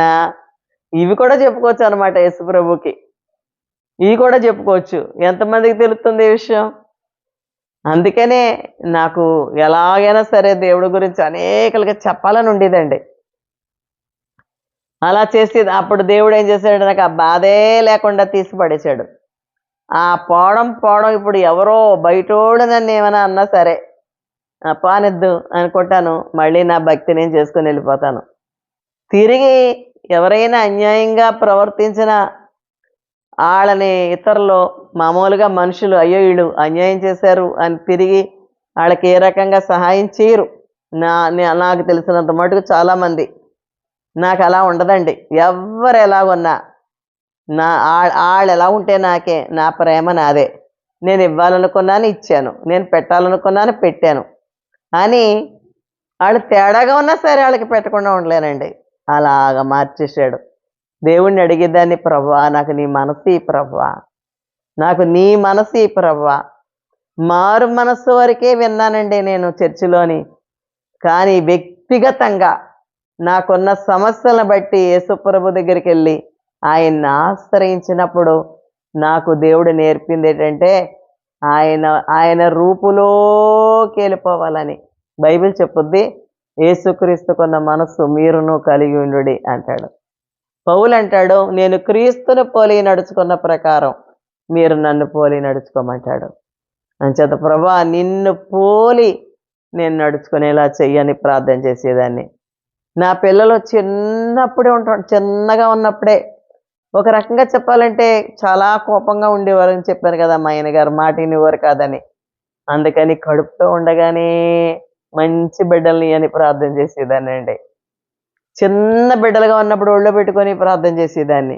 ఏమని ప్రార్థన చేసేదాన్ని అంటే, ప్రభువా వీళ్ళు ఇంజనీర్లు అయిపోవాలా, డాక్టర్లు అయిపోవాలా, ఏదో అయిపోవాలని చేయలేదు, కానీ నా బిడ్డలు ప్రభువా ఆస్తిపరులుగా ఉన్నా, పెద్ద పెద్ద ఉద్యోగస్తులుగా ఉన్నా, నిన్ను కలిగి లేకపోతే వాళ్ళు బ్రతకలేరయ్యా. నా బిడ్డలు నిన్ను సంపాదించుకునేలా చేయి ప్రభువా అని ప్రార్థన చేసేదానండి. అలా ప్రార్థన చేయడం వల్ల దేవుడు అద్భుతంగా మా ముగ్గురు పిల్లలు కూడా క్రైస్తవ క్రమశిక్షణలో పెరిగినప్పటికీ, బాబు డిగ్రీలో, పెద్ద పాప 10th, చిన్న పాప 7th యేసు ప్రభుతో ఒక అనుభవాన్ని సంపాదించుకొని వాళ్ళు బాప్తిసాలు పొందారండి. దేవునికి మహిమ కలుగునుగాక. అలా పొందుకోవాలా, వాళ్ళకి క్రైస్తవ పెళ్ళిళ్ళు అవ్వాలా, ఇది నా ఉద్దేశం. ఇది పైకి అనేదాన్ని కాదు, ఎందుకంటే మా చుట్టాలందరూ ఒప్పుకుంటారా క్రైస్తవ పెళ్లి చేస్తావా అని నాతో గొడవడతారు కదా. అందుకని నా మనసులో పెట్టుకొని ప్రార్థన చేసేదాన్ని. సరే, ఇల్లు విషయం, పిల్లలు రక్షించబడిపోయారు, ఇల్లు లేదు మాకు. మా తమ్ముళ్ళకి, నా మరిది గారికి అందరూ, నాకు ఒక అన్నగారు ఉన్నాడు, ఆయన కింద పైన కూడా కట్టుకున్నారండి వాళ్ళు. మేము ఒక్కదాన్ని అద్దెంట్లో ఉండేదాన్ని. ఇది నా పరిస్థితి. ఒకసారి నా భర్త గారితో అన్నాను, మీరు ఇల్లు తీసుకోలేదు, ఇల్లు కొనండి అంటే అపార్ట్మెంట్ కొంటాను అనేవారు. నాకు అపార్ట్మెంట్ అంటే ఇష్టం ఉండేది కాదండి, నాకు ఇండివిజువల్ హౌస్ ఇష్టం. దేవుడితో చెప్పాను, ప్రభువా నాకు ఇండివిజువల్ హౌస్ ఇవ్వండి, నా భర్త అయితే అపార్ట్మెంటే కొంటారు, నువ్వైతే నాకు ఇండివిజువల్ హౌస్ ఈ ప్రభువా, 3 bedrooms కావాలా, హాలు కావాలా, మొక్కలు వేసుకోవడానికి స్థలం కావాలని అడిగానండి. ఇంకో మాట కూడా అడిగాను, నా భర్త వల్ల అవ్వదని తెలిసిపోయింది.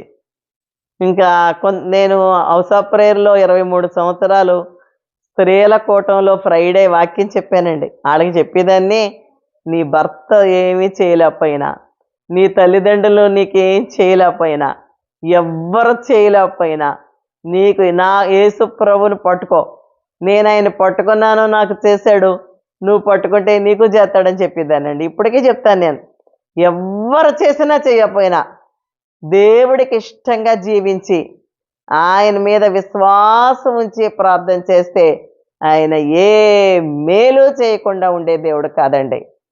నేను దేవుడితో ఇంకొక మాట కూడా అడిగానండి, ప్రభా మా ఆయనగారు అనేవారు, మా బాబుతో చెప్పేవారు, ఇదేంటి మీ అమ్మ ఇండివిజువల్ హౌస్ అంటదేంటి, మనకు ఒక స్థలం అంటూ ఉంటే కదా కొన్ని లోన్ పెట్టుకొని కట్టుకుందాం, స్థలం లేదే ఏకంగా ఇండివిజువల్ హౌస్ అంటదేంటి అనేవారండి.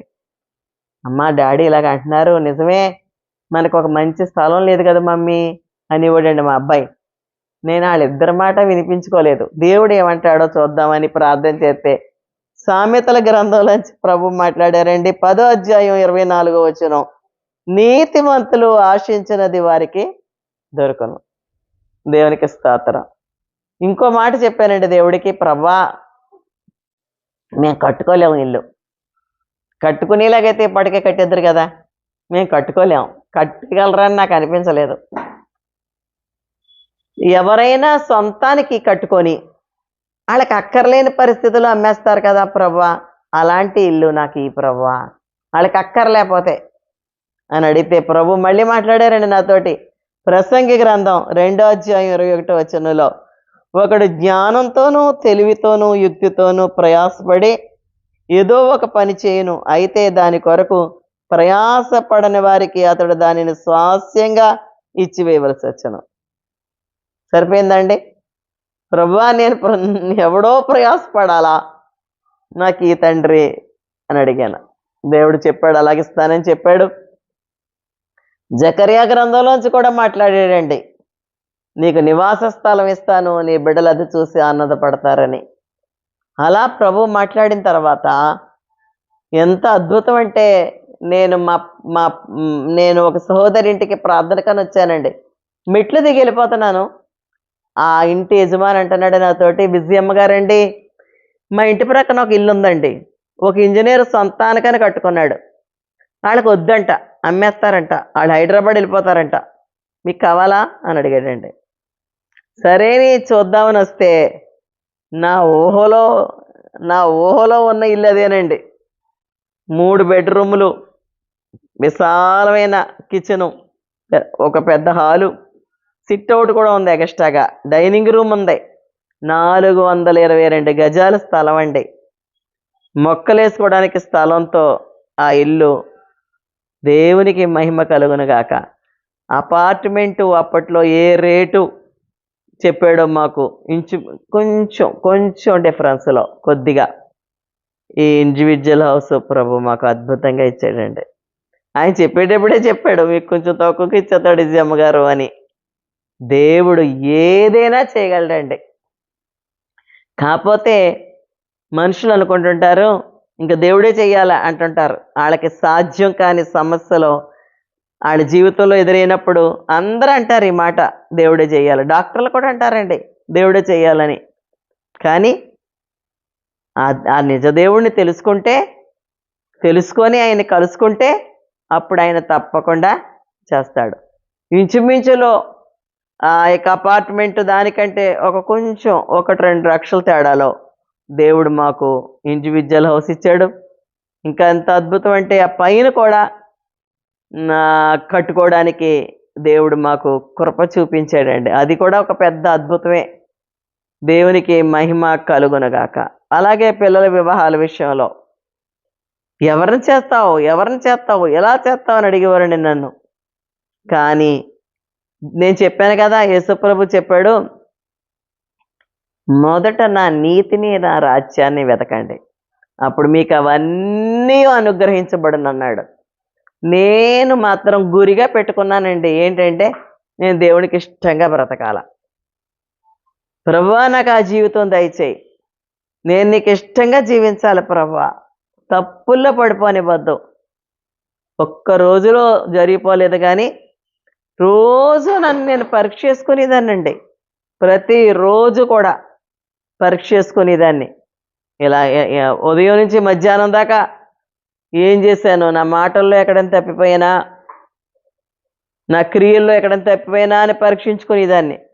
ఎక్కడైనా తొందరపడినట్టు నాకు అనిపిస్తే దేవుడి దగ్గర క్షమాపణ అడిగేదాన్ని, మళ్ళీ ఆ తప్పులో పడిపోకుండా చేయమని ప్రార్థన చేసేదాన్ని. అందువల్ల చెప్పాడు కదా దేవుడు, నా నీతిని నా రాజ్యాన్ని వెతికితే అవన్నీ మీకు అనుగ్రహించబడినని చెప్పిన దేవుడు.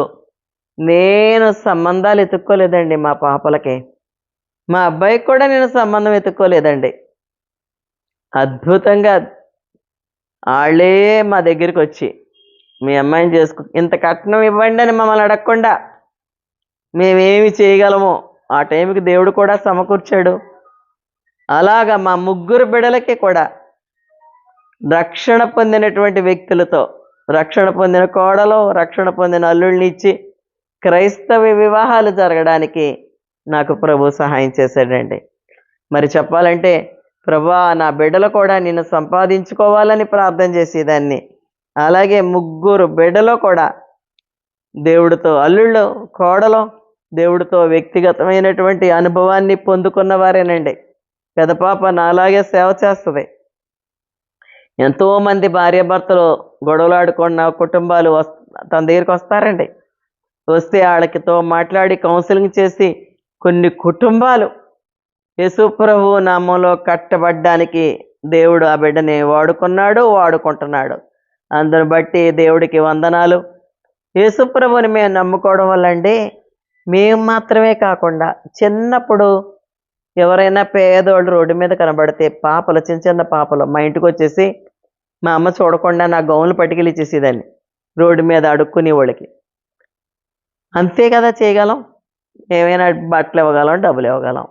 కానీ ప్రభువుని నమ్ముకున్నాక ఎంత అద్భుతం అంటే, యేసు ప్రభుని నేను అనేకులకి పరిచయం చేయడం ద్వారా వాళ్ళు ఆత్మరక్షణ పొందడం జరిగింది.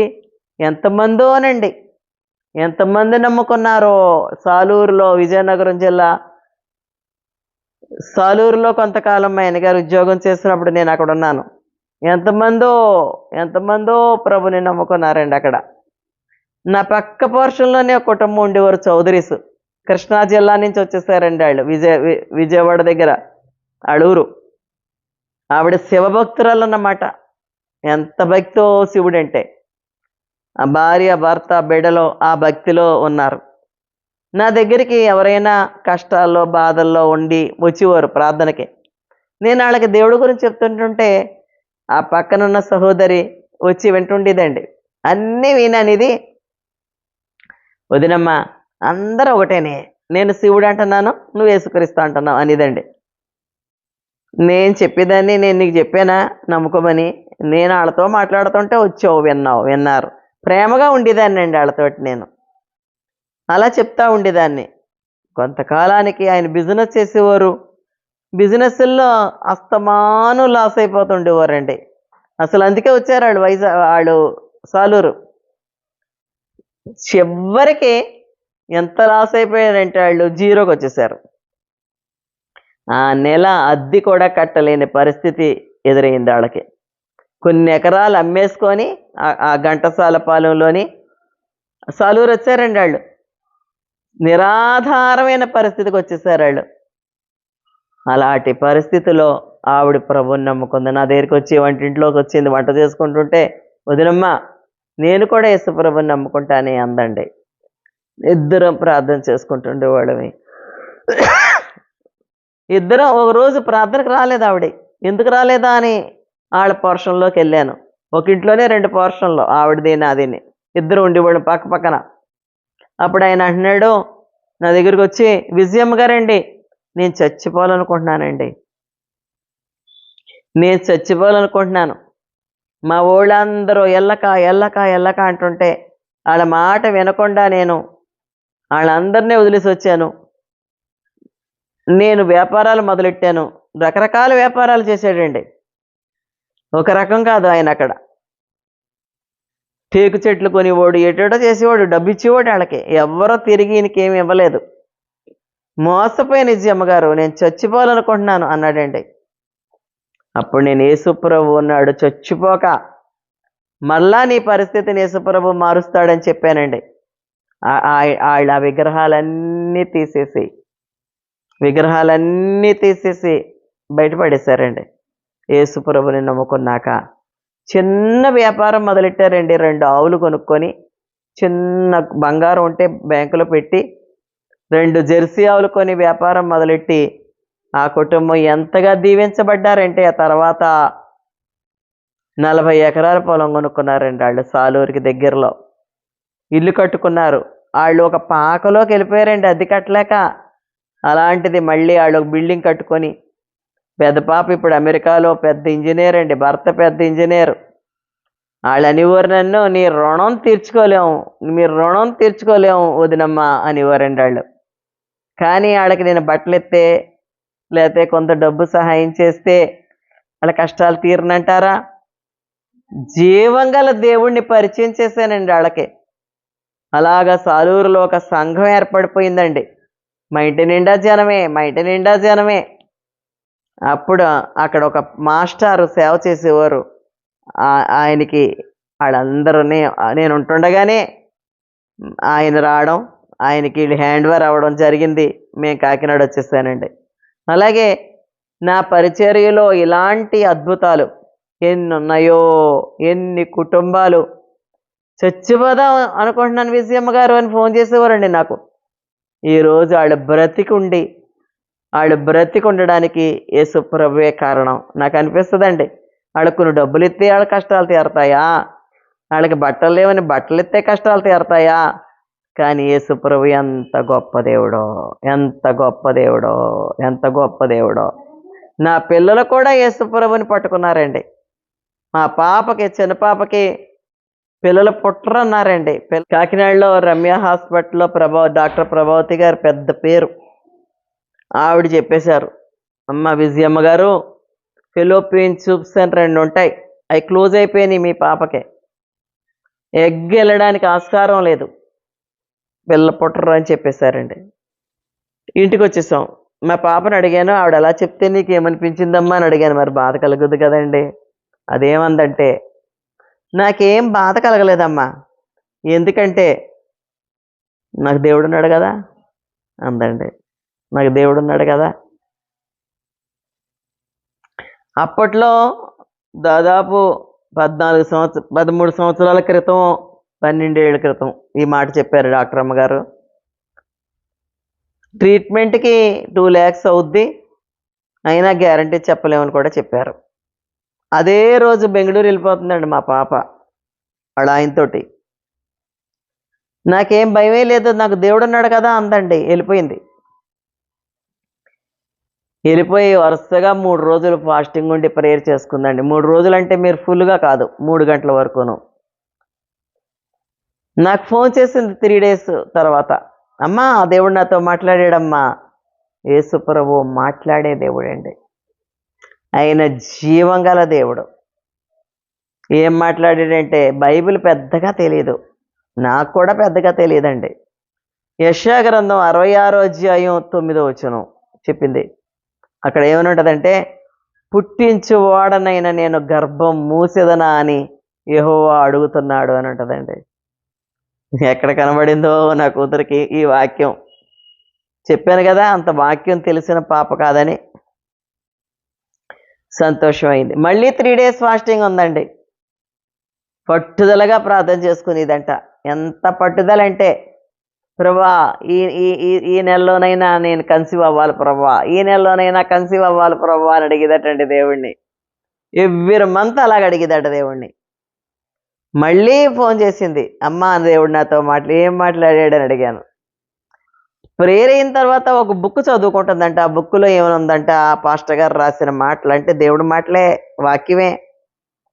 ఋతుధర్మం కోల్పోయిన శారా గర్భం తెరిసిన దేవుడు, పురుష సహాయం లేకుండా మరియమ్మకి గర్భఫలం ఇచ్చిన దేవుడు. అంటే ఇప్పుడు దేవుడు ఒక మెరకలు చేయాలంతే మా పాపకి, నీ గర్భం కూడా తెరుస్తాడు అని ఉందంటండి ఆ బుక్లో. 2 వారాలు అయిపోయింది కదా వెళ్ళాక, 3వ వారం మళ్ళీ ఫోన్ వచ్చిందండి. అది వాళ్ళ ఆయన గారు చేశారు. ఏంటంటే, మీ పాప కన్సీవ్ అయ్యిందండి అని. ప్రశాంతి కన్సీవ్ అయ్యిందా ఆంటీ అన్నారు. చిన్న సంగతి అంటారా? 10 పైసలు ఖర్చు పెట్టలేదండి. ఈ మధ్యకాలంలో పాపం ఒకడు ట్రీట్మెంట్కి 7 lakhs ఎంతో ఖర్చు పెట్టారని తెలిసింది. అది ఫెయిల్యూర్ అయిపోతే మళ్ళీ అంత డబ్బు ఖర్చు పెట్టవలసి వచ్చింది.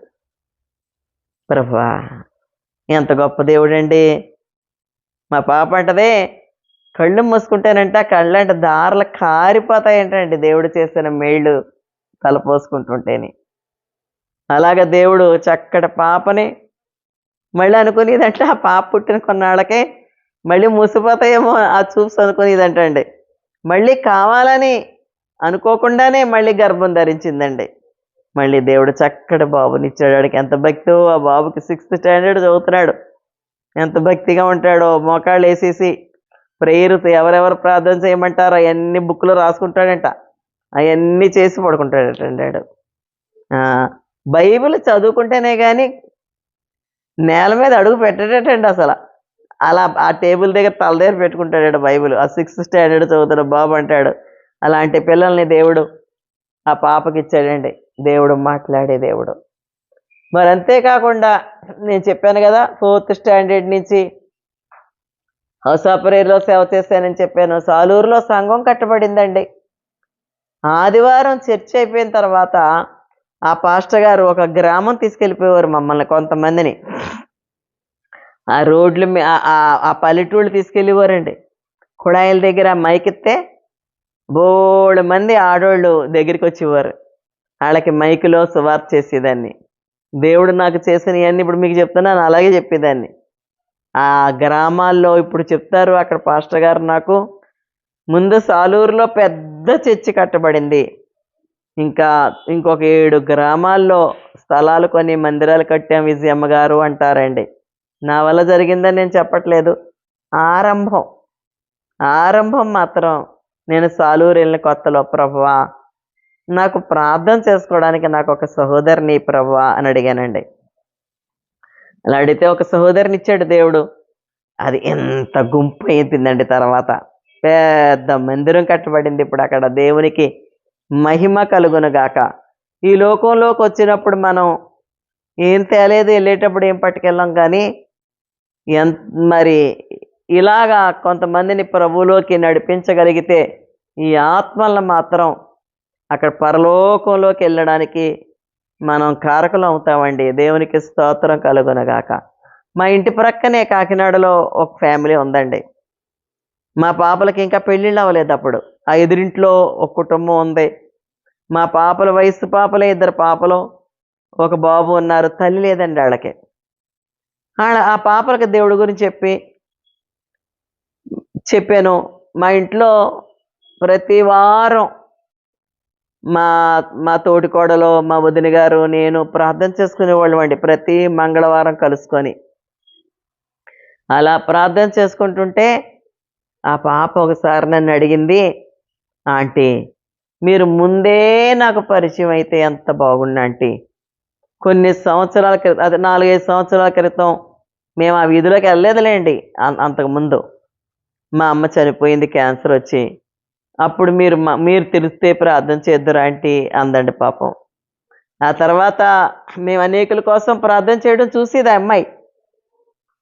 వాళ్ళ నాన్నగారు డ్రింక్ చేసేవారండి. ఎర్ర బట్టలు నల్ల బట్టలు వేసుకుంటుండేవారు ఆయన. వినండి ఎంత భక్తో, ఎర్ర బట్టల భక్తి, నల్ల బట్టల భక్తి ఆయనకి. చెప్పింది ఈ మాట. ఓసారి పిలిచి యేసుప్రభుని గురించి చెప్తే ఆయన అన్నారు, అమ్మా హిందూయిజం చాలా గొప్పదమ్మా అన్నారండి. నేను చెప్పేసి ఊరుకున్నాను. ప్రార్థన చేసేదాన్నండి, ప్రభువా ఆయన ఇలాగన్నారు, ఆయన నీలో ఉన్న సత్యాన్ని ఆయన గ్రహించేలాగా చెయ్యని ప్రార్థన చేసేదాన్నండి. అలా ప్రార్థన చేస్తుంటుంటే జరిగిన అద్భుతం ఏంటంటే, ఒకరోజు యాక్సిడెంట్ అయ్యి ఆయన డ్రింక్ చేసి వస్తా బండి మీద పడిపోయారండి. హాస్పిటల్లో ఉన్నాడు, కొమ్మలో ఉన్నాడని కబురు వచ్చింది. నేను మా ఆయనగారు గబగబా వెళ్ళాం. డాక్టర్ చెప్పాడండి నాకు, అమ్మ ఆ వ్యక్తి బ్రతకడం, బ్రెయిన్కి తగిలేసింది దెబ్బ, బ్రతకడం, బ్రతికినా మామూలు మనిషి అవ్వడం, జీవితాంతం లైఫ్ లాంగ్ ఆయనతో ఇల్లు సఫర్ అవ్వాలని చెప్పాడండి. ఇంటికి వచ్చేసానండి ఆ మాటలు విని. అయ్యో వాళ్ళకి అమ్మ లేదు, తండ్రి, ఇంకా ఈ ముగ్గురు సెటిల్ అవ్వలేదు. ఎవరు పట్టించుకుంటారు వీళ్ళని? వాళ్ళ నాన్నగారు చనిపోతే ఒక వృద్ధురాలు 75 సంవత్సరాలు ఉంటుంది, ఒక ముసాలు ఆవిడ ఉండేది, నానమ్మ ఆవిడే ఉండేది వీళ్ళకి తోడు. పట్టుపట్టి ప్రార్థన చేశానండి దేవుడి దగ్గర, ప్రభువా ఒకప్పుడు నా మేనత్తను నువ్వు బ్రతికించావు కదా, నేను ఎదురింటి వాళ్ళే వాళ్ళు, ఆయనకి ఏదన్నా అయితే నేను వెళ్ళి వాళ్ళకి ధైర్యం చెప్పలేను. ఎలా ధైర్యం చెప్పను? ఎవరు పట్టించుకుంటారు ఆ కుటుంబాన్ని? ఈ రోజుల్లో ఎవరు పట్టించుకుంటారండి? 2 అమ్మాయిల్ని, ఆ అబ్బాయిని. నేను ధైర్యం చెప్పలేను అని పట్టుదలగా నేను, అలాగే మా తోటికోడలో మా వదిన గారు కూడా కలుసుకునేవాళ్ళం కదా, పట్టుదలగా ప్రార్థన చేస్తే ఒకరోజు ప్రభు నాతో మాట్లాడారండి. యెషయా గ్రంథంలో, అతడు దీర్ఘాయుష్మంతుడగును, యెహోవా ఉద్దేశము అతని వలన సఫలమగును. Praise the lord. చాలా హ్యాపీ అనిపించింది. కానీ ఆయన మనలో లేడు. ముక్కులోంచి గొట్టం పెట్టి పాలు పంపుతుండేవారు. అలా 15 days అయిపోయిందండి. మళ్ళీ ఒక నైట్ టైం వచ్చింది. ఆ పాప వచ్చి మళ్ళీ చెప్తుంది ఇలాగని, చాలా బ్రతకడు అంటున్నారు ఆంటీ అంటే, నేను ధైర్యం చెప్పేసి పంపించేశాను. ఆ అమ్మాయి వెళ్ళిపోయాక దేవుడిని అడిగాను, ప్రభువా చూడండి మరి యేసు ప్రభు ఎలా మాట్లాడగలిగిన దేవుడో. ప్రభువా మరి నువ్వు బ్రతికి దీర్ఘాయుష్మంతుడు అవుతాడన్నావు కదా తండ్రి, మళ్ళీ డాక్టర్ ఇలా అంటున్నాడంట, ఆయన బ్రతికించవా అని ప్రార్థన చేస్తే మళ్ళీ వాక్యంలోంచి ప్రభు నాతో మాట్లాడారండి. ఆయన ఎన్నడూ మాట తప్పడం, ఆయన ఎన్నడూ మాట తప్పడం. ఆ తర్వాత నేను చర్చికి వెళ్ళి కూర్చున్నాను. ఆ మర్నాడు పాస్టర్ గారు వాక్యం చెప్తూ మధ్యలో అంటున్నారండి ఒక మాట, ఆయన అసాధ్యాలకి దేవుడు, ఆయన అసాధ్యాలకి దేవుడు. ఆ పేషెంట్ బ్రతకడని డాక్టర్లు అంటున్నారా? దేవుని ఆత్మ నీతో మాట్లాడుతున్నాడు, అతను బతుకుతాడు అంటున్నాడండి పాస్టర్ గారు మధ్యలో. మళ్ళీ ప్రసంగంలోకి వెళ్ళిపోయారు ఆయన. నా కళ్ళంట అలా ధారలు కారిపోయినాయి అన్నమాట. నాకే ఆ మాట నాకే. ఆ తర్వాత 2 రోజుల్లో ఆయన తెలివిలోకి వచ్చాడని కబురు వచ్చింది. ఎంతో హ్యాపీ అయిపోయి ఆయన కళ్ళడానికి వెళ్ళిపోవాలనుకుంటుంటే ఇంకొక ఆలోచన వచ్చింది. ఏమనంటే, ఆయన అప్పుడే నాతో ఇలాగన్నాడు హిందూయిజం గొప్పదని. మనందరం ఎంత ప్రార్థన చేసాం,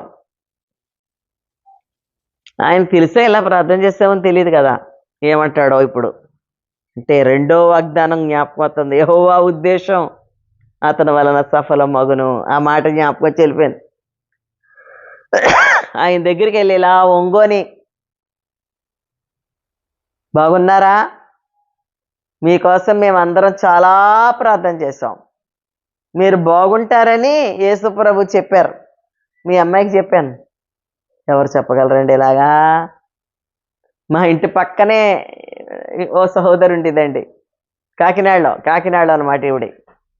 ఎప్పుడైనా యేసుప్రభు గురించి చెప్తుంటే అనేది, నీ బిజీ అమ్మగారు మంచి ఆవిడే పాపం, నేను అందరితో బాగా ప్రేమగా ఉంటాను, వాళ్ళు యేసుప్రభుని నమ్ముకోపోయినాడన్నా సరే నేను ప్రేమగా ఉంటానండి వాళ్ళతోటి. ఆవిడ నేను దేవుడి గురించి చెప్తుంటే అనేది, మీకు యేసుప్రభు ఎంతో, నాకు తిరుపతి దేవుడు అంతేనండి అనేది. ఇంకేమంటాను ఇది. కానీ ఈయన ఎప్పుడైతే యాక్సిడెంట్ అయ్యిందో ఆవిడకి మనశ్శాంతి ఉండేది కాదండి. మా ఇంటికి వచ్చేసి కూర్చునేది. ఆవిడ మరి నాలాగా భక్తి చేయొచ్చు కదా నాతో అనేది.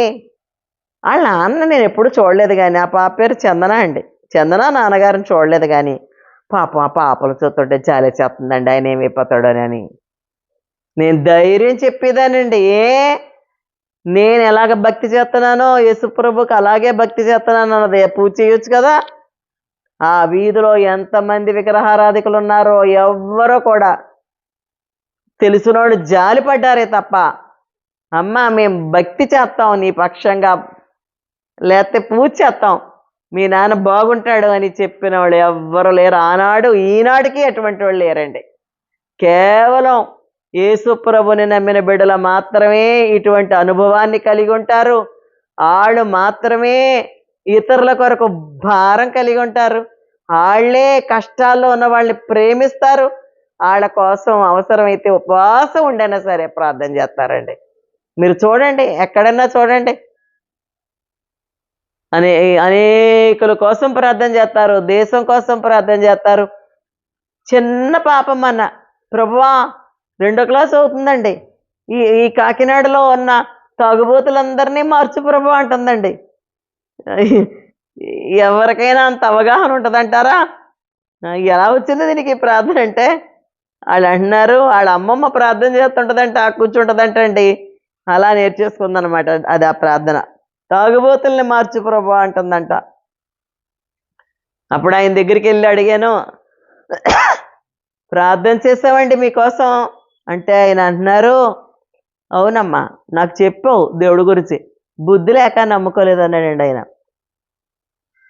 తర్వాత ఇంటికి వచ్చేసారు, మామూలు మనిషి అయిపోయారండి ఆయన. చిన్న సంగతి అంటారా? మళ్ళీ ఆఫీస్కి వెళ్ళిపోయారు ఆయన, మారు మనసు పొందారు.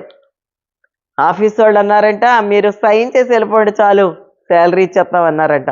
నాకు కబురు పెట్టాడు ఆయన. రోడ్డు అవతలాడు ఇల్లు. వాళ్ళ ఇంటికి వెళ్తే ఆయన ఏ రకంగా ఏడుస్తా, అమ్మా నేను అజ్ఞానంలో బ్రతికాను, ఒకసారి నా భార్యకి అబార్షన్ కూడా చేయించానమ్మా అంటూ ఆయన తప్పిదాలు చెప్తున్నారండి నాతోటి. అలా మారు మనసు పొంది ఆయన బాప్తిసం పొందారు. ఆయన తల్లి అద్భుతం చూసి ఆవిడ కూడా యేసుప్రభుని అంగీకరించి బాప్తిసం పొందింది. చందన బాప్తిసం పొందింది. ఆ తర్వాత ఒక మంచి విశ్వాసితో ఆ అమ్మాయికి వివాహం జరిగింది. దేవునికి మహిమ కలుగునుగాక. ఆయన ఉద్యోగం చేస్తారు, ఒక కాకినాడలోని ఒక మందిరాన్ని నడిపిస్తారు. ప్రతి నెలకొకసారి ఆడ చర్చికి వెళ్తున్నప్పుడు నాకు ఆశ్చర్యం అనిపిస్తుంది. వీడు మా రోడ్డు అవతలు ఉండేవారు కదా, అప్పుడు ఎన్నో విగ్రహ పూజలు చేసిన కుటుంబం కదా, ఈరోజు ఏకంగా ఒక మందిరమే నడిపిస్తున్నారని అనిపిస్తుందండి. అంచేత యేసు ప్రభు అంత గొప్ప దేవుడో రుచి చూసామండి, మేము అనుభవించాం మేము ఆయన్ని. అంచేత ఆయన అంటాడు బైబిల్లో, నేను యెహోవాను, నేను సర్వ శరీరులకి నేను దేవుణ్ణి, నాకు అసాధ్యమైంది ఏమైనా కలదా అంటాడండి ఆయన. అంచేత దేవుడికి అసాధ్యమైంది ఏది కూడా లేదండి. బైబిల్లో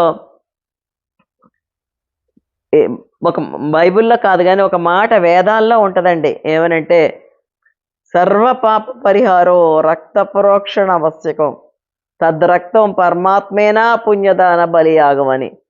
సర్వ మానవుల పాపం పరిహరించబడాలంటే రక్తం చిందించబడాలా, అది పరమాత్ముడి రక్తం అయి ఉండాలని ఉంటుందండి. పరమాత్ముడి రక్తమే పాపం లేనటువంటి రక్తం అన్నమాట. మరి ఒక్క మాట చెప్తున్నాను, ఎవరు ఈ లోకానికి వచ్చి రక్తం కార్చారు? ఇది క్రీస్తు శకం 2025. యేసుప్రభు ఈ లోకానికి వచ్చాడని చరిత్ర చెప్తుంది. 2025 సంవత్సరాలకి పూర్వం దేవుడు యేసుప్రభుగా ఈ భూమి మీదకి వచ్చి మానవులందరూ చేసినటువంటి ఆ పాపాలకి ఆయన పరిహారం చెల్లించాడండి. పాప ప్రాయశ్చిత్తం చేశాడు ఆయన. మాకు అంతవరకు అనారోగ్యాలు బాగు చేస్తాడు, పిల్లలు లేకపోతే పిల్లల్ని ఇస్తాడు అన్న దేవుడుగానే తెలుసు. కానీ ఆ తర్వాత ఈ గొప్ప సత్యం మేము తెలుసుకున్నామండి. ఎందుకంటే ఈ లోకంలో ప్రతి మనిషి కూడా ఏదో ఒక దినాన చనిపోవలసిందే. శరీరం మట్టి అయిపోద్దేమో కానీ ఆత్మ స్వర్గానికో నరకానికో వెళ్ళాల. నరకం అంటే అగ్నిగుండం అన్నమాట. ఇది అందరూ ఒప్పుకోవలసిన విషయమే, అందరూ ఒప్పుకోవలసిన విషయమే. దుష్ట శిక్షణ అని వేదాలు చెప్తున్నాయి. పాపికి శిక్ష ఏంటంటే ఆత్మ నరకంలో కాలుతుందన్నమాట. అంచేత ఒక వ్యక్తి ఈ లోకంలో ఎన్ని సంపాదించుకున్నా, ఏమి సంపాదించుకున్నా ఆత్మరక్షణ పొందకపోతే మాత్రం ఇక్కడ కన్ను మూస్తే నరకంలో కళ్ళు తెరాలని మేము యేసు ప్రభువు నమ్ముకున్నాకనే మేము ఈ విషయాలు తెలుసుకున్నామండి. అంచేత ఆయన దగ్గరికి వెళ్తే ఆయన మన పాపాలను క్షమించడానికి అర్హుడైన. ఎందుకని? ఆయన వెల చెల్లించాడు గనక. మనం చేసిన అపరాధాలకి ఆ శిక్ష ఆయన సిలువలో భరించాడు గనక ఆయన అర్హుడు. రెండోది ఏంటంటే ఆయన పాపం లేని దేవుడండి. దేవునికి స్తోత్రం కలుగునుగాక. ఆయన అంటున్నాడు, నాలో పాపం ఉందని మీలో ఎవరైనా నిరూపించగలరా అంటున్నాడు ఆయన. పిలాతు దగ్గర యేసుప్రభుని తీసుకెళ్ళి నిలబెడితే ఆ పిలాతు ఈయన యందు ఏ దోషం లేదని చేతులు అడిగేసుకున్నాడండి. అంచేత పాపం లేని దేవుడు. అంచేత ఈ భూమి మీద పుట్టినటువంటి ప్రతి మనిషి కూడా పాపం చేస్తున్నాడే. పాపం లేని వ్యక్తి భూమి మీద ఎవ్వరు ఉండరండి. బైబిల్లో ఉంటుంది, నీతిమంతుడు ఒక్కడో లేడు. అందరూ పాపం చేసి దేవుడు అనుగ్రహించే మహిమని పొందలేకపోతున్నారంటాడు. అయితే పాపం చేసి పాపంలోనే మనిషి చనిపోతే మాత్రం తప్పకుండా నరకంలో కళ్ళు తెరాలండి. నరకం ఏంటండి బాబు? ఇప్పుడే మనుషులు ఈ లోకంలో నరకాన్ని అనుభవించడం మనం చూస్తున్నాం. కరోనా వచ్చినప్పుడు నరకం అనుభవించారు. ఇప్పటికీ కూడా భయంకరమైన వ్యాధులతో ఈ మధ్యనే నేను మా బంధువుల్లో ఒక ఆవిడ క్యాన్సర్ వచ్చి హాస్పిటల్లో పెట్టారు. అలాగ రికవర్ అవుద్దని చూసారట. 4 రోజుల క్రితం చనిపోయిందండి. ఆ మరిది చెప్తున్నాడు, ఆవిడ మరిది, అక్క 50 లక్షలు అయిందక్క హైదరాబాద్లో ఆవిడకి అంటున్నాడండి. అది నరకమేనా? ఎంత బాధ అనిపించిందండి. ఆ మాట అంటున్నాడు. అంచేత అంచేత ఈ భూమి మీదే మానవుడు కొంత నరకాన్ని అనుభవిస్తున్నాడు. చనిపోయిన తర్వాత పర్మనెంట్గా. అందుకే ఈ బోధలు చేయడం అండి. యేసుప్రభు గురించి చెప్తారు, యేసుప్రభుని నమ్ముకోమని చెప్తారు. ఈ నమ్ముకున్న వాళ్ళు అందరూ అని అంటారండి. తెలియక ఎందుకు చెప్తామంటే, అందరూ పాప క్షమాపణ పొందుకొని యేసుప్రభు ఇచ్చేటటువంటి రక్షణ పొందుకొని పరలోకం వెళ్ళాలనేటటువంటి ప్రేమ వల్ల ఈ క్రైస్తవులు యేసుప్రభుని గురించి ప్రచారం చేయడం జరుగుతుందండి. ఆ ప్రేమే వాళ్ళకి తెలియక తేడాగా అనుకుంటున్నారు. అంచేత ఈ లోకంలో ప్రతి వ్యక్తి కూడా లోకమంతా సంపాదించుకున్నా సరే ఆత్మ రక్షణ పొందకపోతే మాత్రం నిత్య నరకంలో కళ్ళు తెరవలసిందే. అలాగ మనల్ని పుట్టించిన దేవుడు, మనల్ని సృష్టించినటువంటి దేవుడు మనం అలాగ నరకానికి వెళ్ళిపోవడం ఇష్టం లేక ఆయన పరలోకంలోంచి భూమి మీదకి వచ్చి మనం పొందవలసిన శిక్ష అంతా కూడా ఆయన సెలువులో అనుభవించాడండి. అలాగా మన కోసం, మన పాపాల కోసం సిలువలో రక్తం కార్చి ప్రాణం పెట్టింది యేసుప్రభు ఒక్కడే. ఆయన మళ్ళీ చెప్పాడు, నేను మళ్ళీ తిరిగి లెగుస్తానని చెప్పాడండి. ఆయన తిరిగి లేచాడు మూడో దినాన. ఆయన సమాధి యెరూషలేములో ఖాళీ సమాధిగా ప్రజలు చూస్తున్నారు. ఆయన లేచి పరలోకం వెళ్ళారు. అంచేత మళ్ళీ నేను తిరిగి వస్తాను అని చెప్పారు. ఆయన వచ్చి ఆయన బిడ్డలను తీసుకెళ్తానని చెప్పారు. అంచేత యేసు ప్రభు ద్వారా ఎన్నో మేళ్ళు చెప్పాను, కానీ ఇంకా అద్భుతమైన మేలు ఏంటంటే ఆయన దగ్గరికి వెళ్తే పాప ప్రాయశ్చిత్తం దొరుకుద్ది. సాలూరులో ఒక విగ్రహారాధికురాలకి నేను యేసుప్రభు గురించి చెప్తే నమ్ముకుందండి. నమ్ముకొని మారి తోటికోడలు తీసుకొచ్చింది నా దగ్గరికి. ఈవిడ ప్రభుని నమ్ముకోకముందు ఆ తోటికోడల మధ్య ఇద్దరికి సఖ్యత లేదంట. మారింది, సమాధాన పడి తెచ్చి నువ్వురా ఈ మాటలు విను అని తెచ్చింది. ఆవిడ నమ్ముకుంది, ఇద్దరు తోటికోడలు నమ్ముకున్నారు. అప్పుడు ఆవిడ ఏం చెప్పిందో వినండి. అమ్మ విజయమ్మ తల్లి ఇలాగే అందండి, ఎక్కడి నుంచి వచ్చావో కానీ,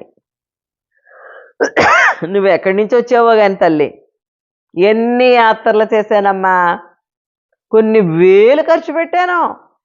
నువ్వు వాళ్ళు వదిలేయాలనడానికి ఒగ్గేయాలంటారండి సాలూరు సైడ్ వాళ్ళు. ఆవిడ అంటుంది, నేను ఎంత డబ్బు ఖర్చు పెట్టానో, నువ్వు పాపంలో ఉన్నావు, నువ్వు పాపాన్ని ఒగ్గేయాలని ఎవరో చెప్పలేదమ్మా. నీ దగ్గరికి వచ్చాకనే నేను ఈ విషయాలు తెలుసుకొని, వాళ్ళు ఎలా మారిపోయారంటే చుట్ల కాలుస్తారండి. ఆడోళ్ళు చుట్ల కాలుస్తారు, పొగాకు అమ్ముతారు, వలసలంటే వెళ్ళి కొండల మీదకి వెళ్ళి మా దగ్గరికి వచ్చాక ప్రభువుని నమ్ముకొని ఆ చుట్టలు కాల్చడం మానేయడమే కాకుండా పొగాకు వ్యాపారాన్ని కూడా మానేశారండి వాళ్ళు. దేవునికి మహిమ కలుగునగాక. అంచేత ఒక వ్యక్తి ఈ భూమి మీద శాంతిగా, సమాధానంగా, సంతోషంగా బ్రతకాలంటే అనుభవంతో చెప్తున్నాను ఈ మాటలో, దేవుడితో సంబంధం కలిగి జీవించాలండి.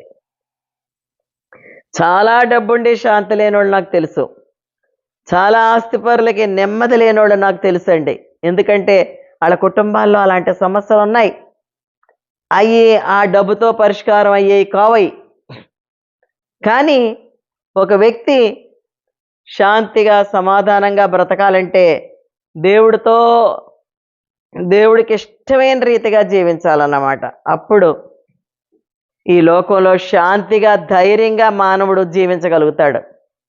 అయితే దేవుడికి ఇష్టంగా మానవుడు బ్రతకలేడు. ఇంకొక ఆయనకి నేను దేవుడి గురించి చెప్తుంటే అన్నాడు ఆయన, అమ్మ చాలా కష్టం అమ్మా నువ్వు చెప్తున్నది చాలా కష్టం అన్నాడు.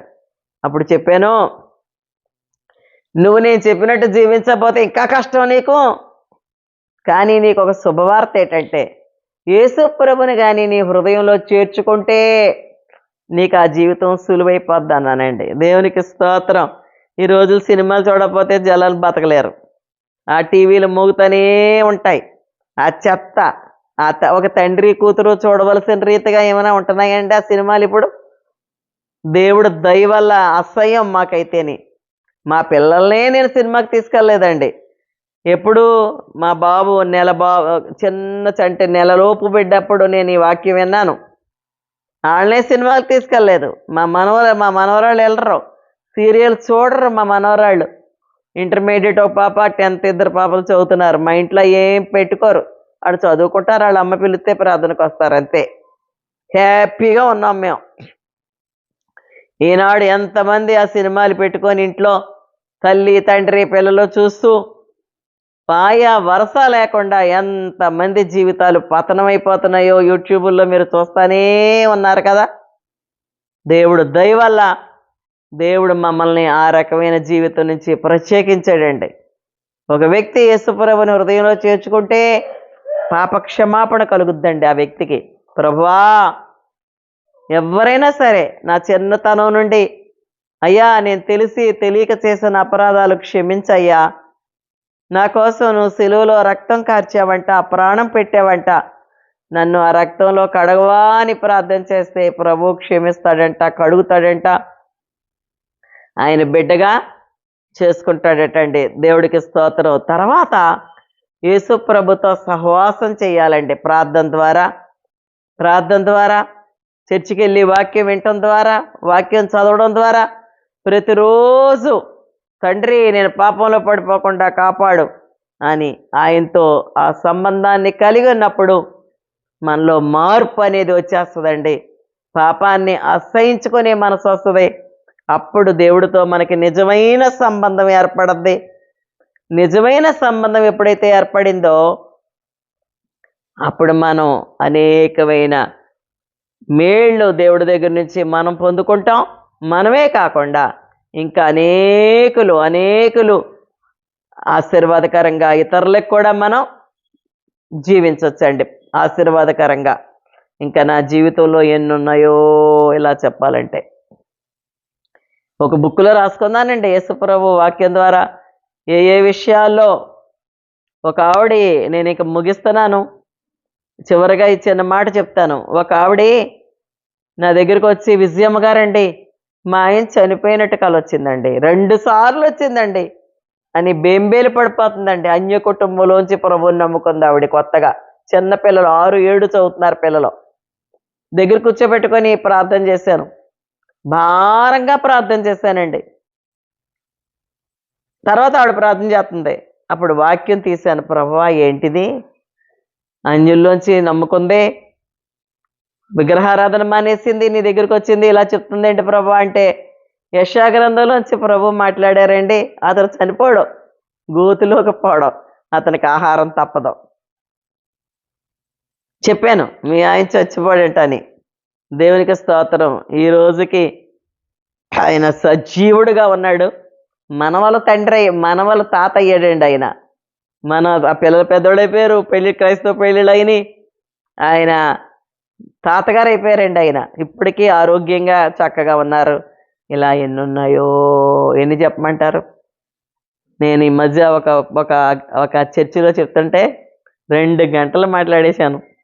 వాళ్ళు కూడా అలా వింటున్నారు, నేను మాట్లాడుతున్నాను. అయిపోయాక అంటున్నారు వాళ్ళు, ఇంకొక అరగంట చెప్తే బాగుండండి అంటున్నారండి. ఆ పాస్టర్ గారు అన్నారు, విజయమ్మ గారి కడుపులో ఇంకా చాలా ఉన్నాయి అంటున్నారు ఆయన. అవును, నా కడుపులో ఇంకా చాలా సాక్ష్యాలు ఉన్నాయి. దేవుడు నాకు చేసని మీకు అన్నీ చెప్పలేదు. మా బాబు విషయంలో, నా భర్త గారి ట్రాన్స్ఫర్ విషయంలో మాట్లాడి ఎన్నెన్ని అద్భుతాలండి. ఎలా మాట్లాడాడో అక్షరాల అలాగా నా జీవితంలో నెరవేర్చాడు. నాకే కాదు, నా తమ్ముడి విషయంలో ఇంకొక సాక్ష్యం చెప్తున్నాను. 2 తమ్ముళ్ళు అన్నాను కదా నాకు. అందులో నా చిన్న తమ్ముడు బ్యాంక్ పరీక్ష పాస్ అయ్యాడు, ఉద్యోగం వచ్చింది. డొంకేశ్వర్ వేశారండి, నిజామాబాద్ దగ్గర. అసలు ఆ తమ్ముడికి కుటుంబాన్ని ఇడిచిపెట్టి వెళ్ళడం ఇష్టం ఉండదు. అలాంటిది డొంకేశ్వర్ అంటే హైదరాబాద్ వెళ్ళి, నిజామాబాద్ వెళ్ళి డొంకేశ్వర్ వెళ్ళాల. అక్కడి నుంచి నాకు లెటర్స్ రాసేవాడు. అప్పుడు ఈ ఫోన్ ఫెసిలిటీ లేదు. నేను ఇక్కడ ఉండలేకపోతున్నాను. మా అమ్మగారు వండిన అన్నమే కూరే తినేవాడు, ఇంకెవ్వరిది నచ్చదు.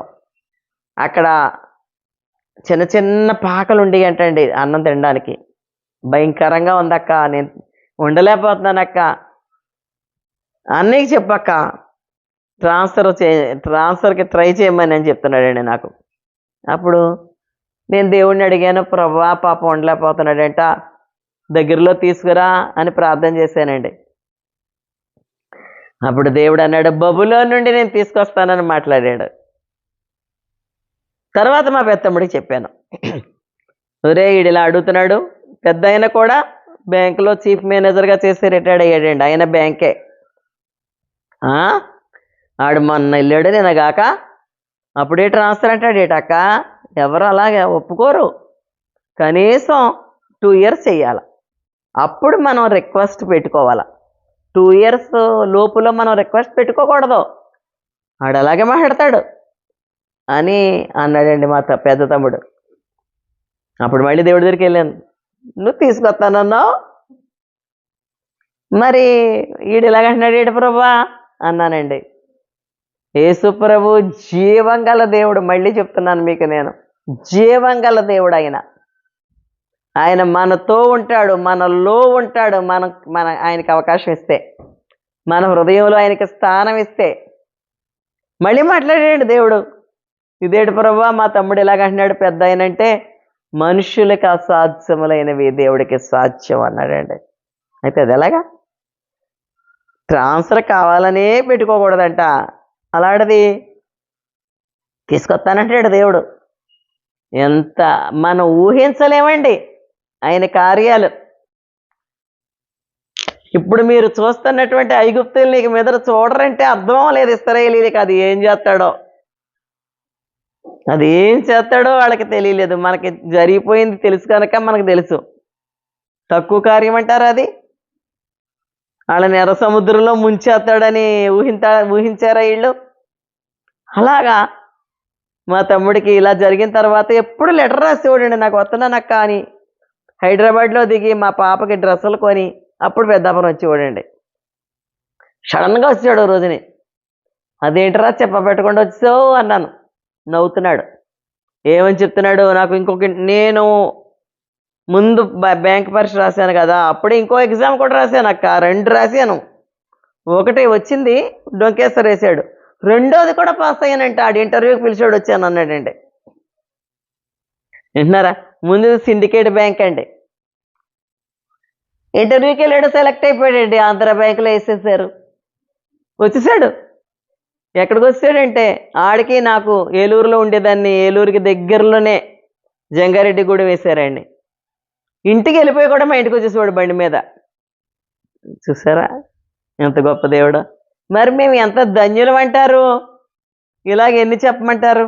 ఎన్ని ఉన్నాయో, మా తమ్ముళ్ళకి ఎన్ని చేశాడో, వాళ్ళ వివాహాల విషయంలోనైతే, వాళ్ళ బిడ్డల వివాహాల విషయంలో, వాళ్ళకి క్రైస్తవ పెళ్ళిళ్ళు అవ్వాలని ప్రార్థన చేసేదానండి నేను, మాట్లాడి జరిగించాడు.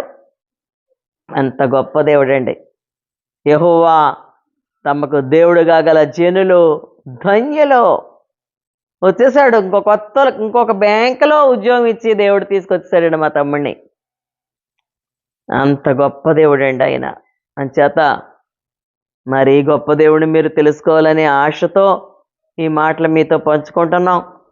అంచేత మీరు ఆయన్ని నమ్ముకుంటే మీరు అడగండి దేవుణ్ణి, ప్రభువా ఇన్ని మాటలు విన్నానయ్యా నీ గురించి, నన్ను కూడా రక్షించవా, నన్ను కూడా నీ బిడ్డగా చేసుకోవా అని మీరు ప్రార్థన చేసుకుంటే మిమ్మల్ని కూడా ఆయన బిడ్డలుగా చేసుకుంటాడు. ఈ భూమి మీద బ్రతికినంత కాలం తోడుగా ఉంటాడు. మీ ప్రతి అవసరం తీరుస్తాడు ఆయనతో చెప్పుకుంటే. ఈ లోకంలో మన జీవితాలు అయిపోయినప్పుడు ఆయన ఉన్న స్థలంలో, పరలోక రాజ్యంలో మీకు స్థలం ఇస్తాడు. దేవుడు ఈ మాటల్ని దీవించునుగాక. ఆమేన్.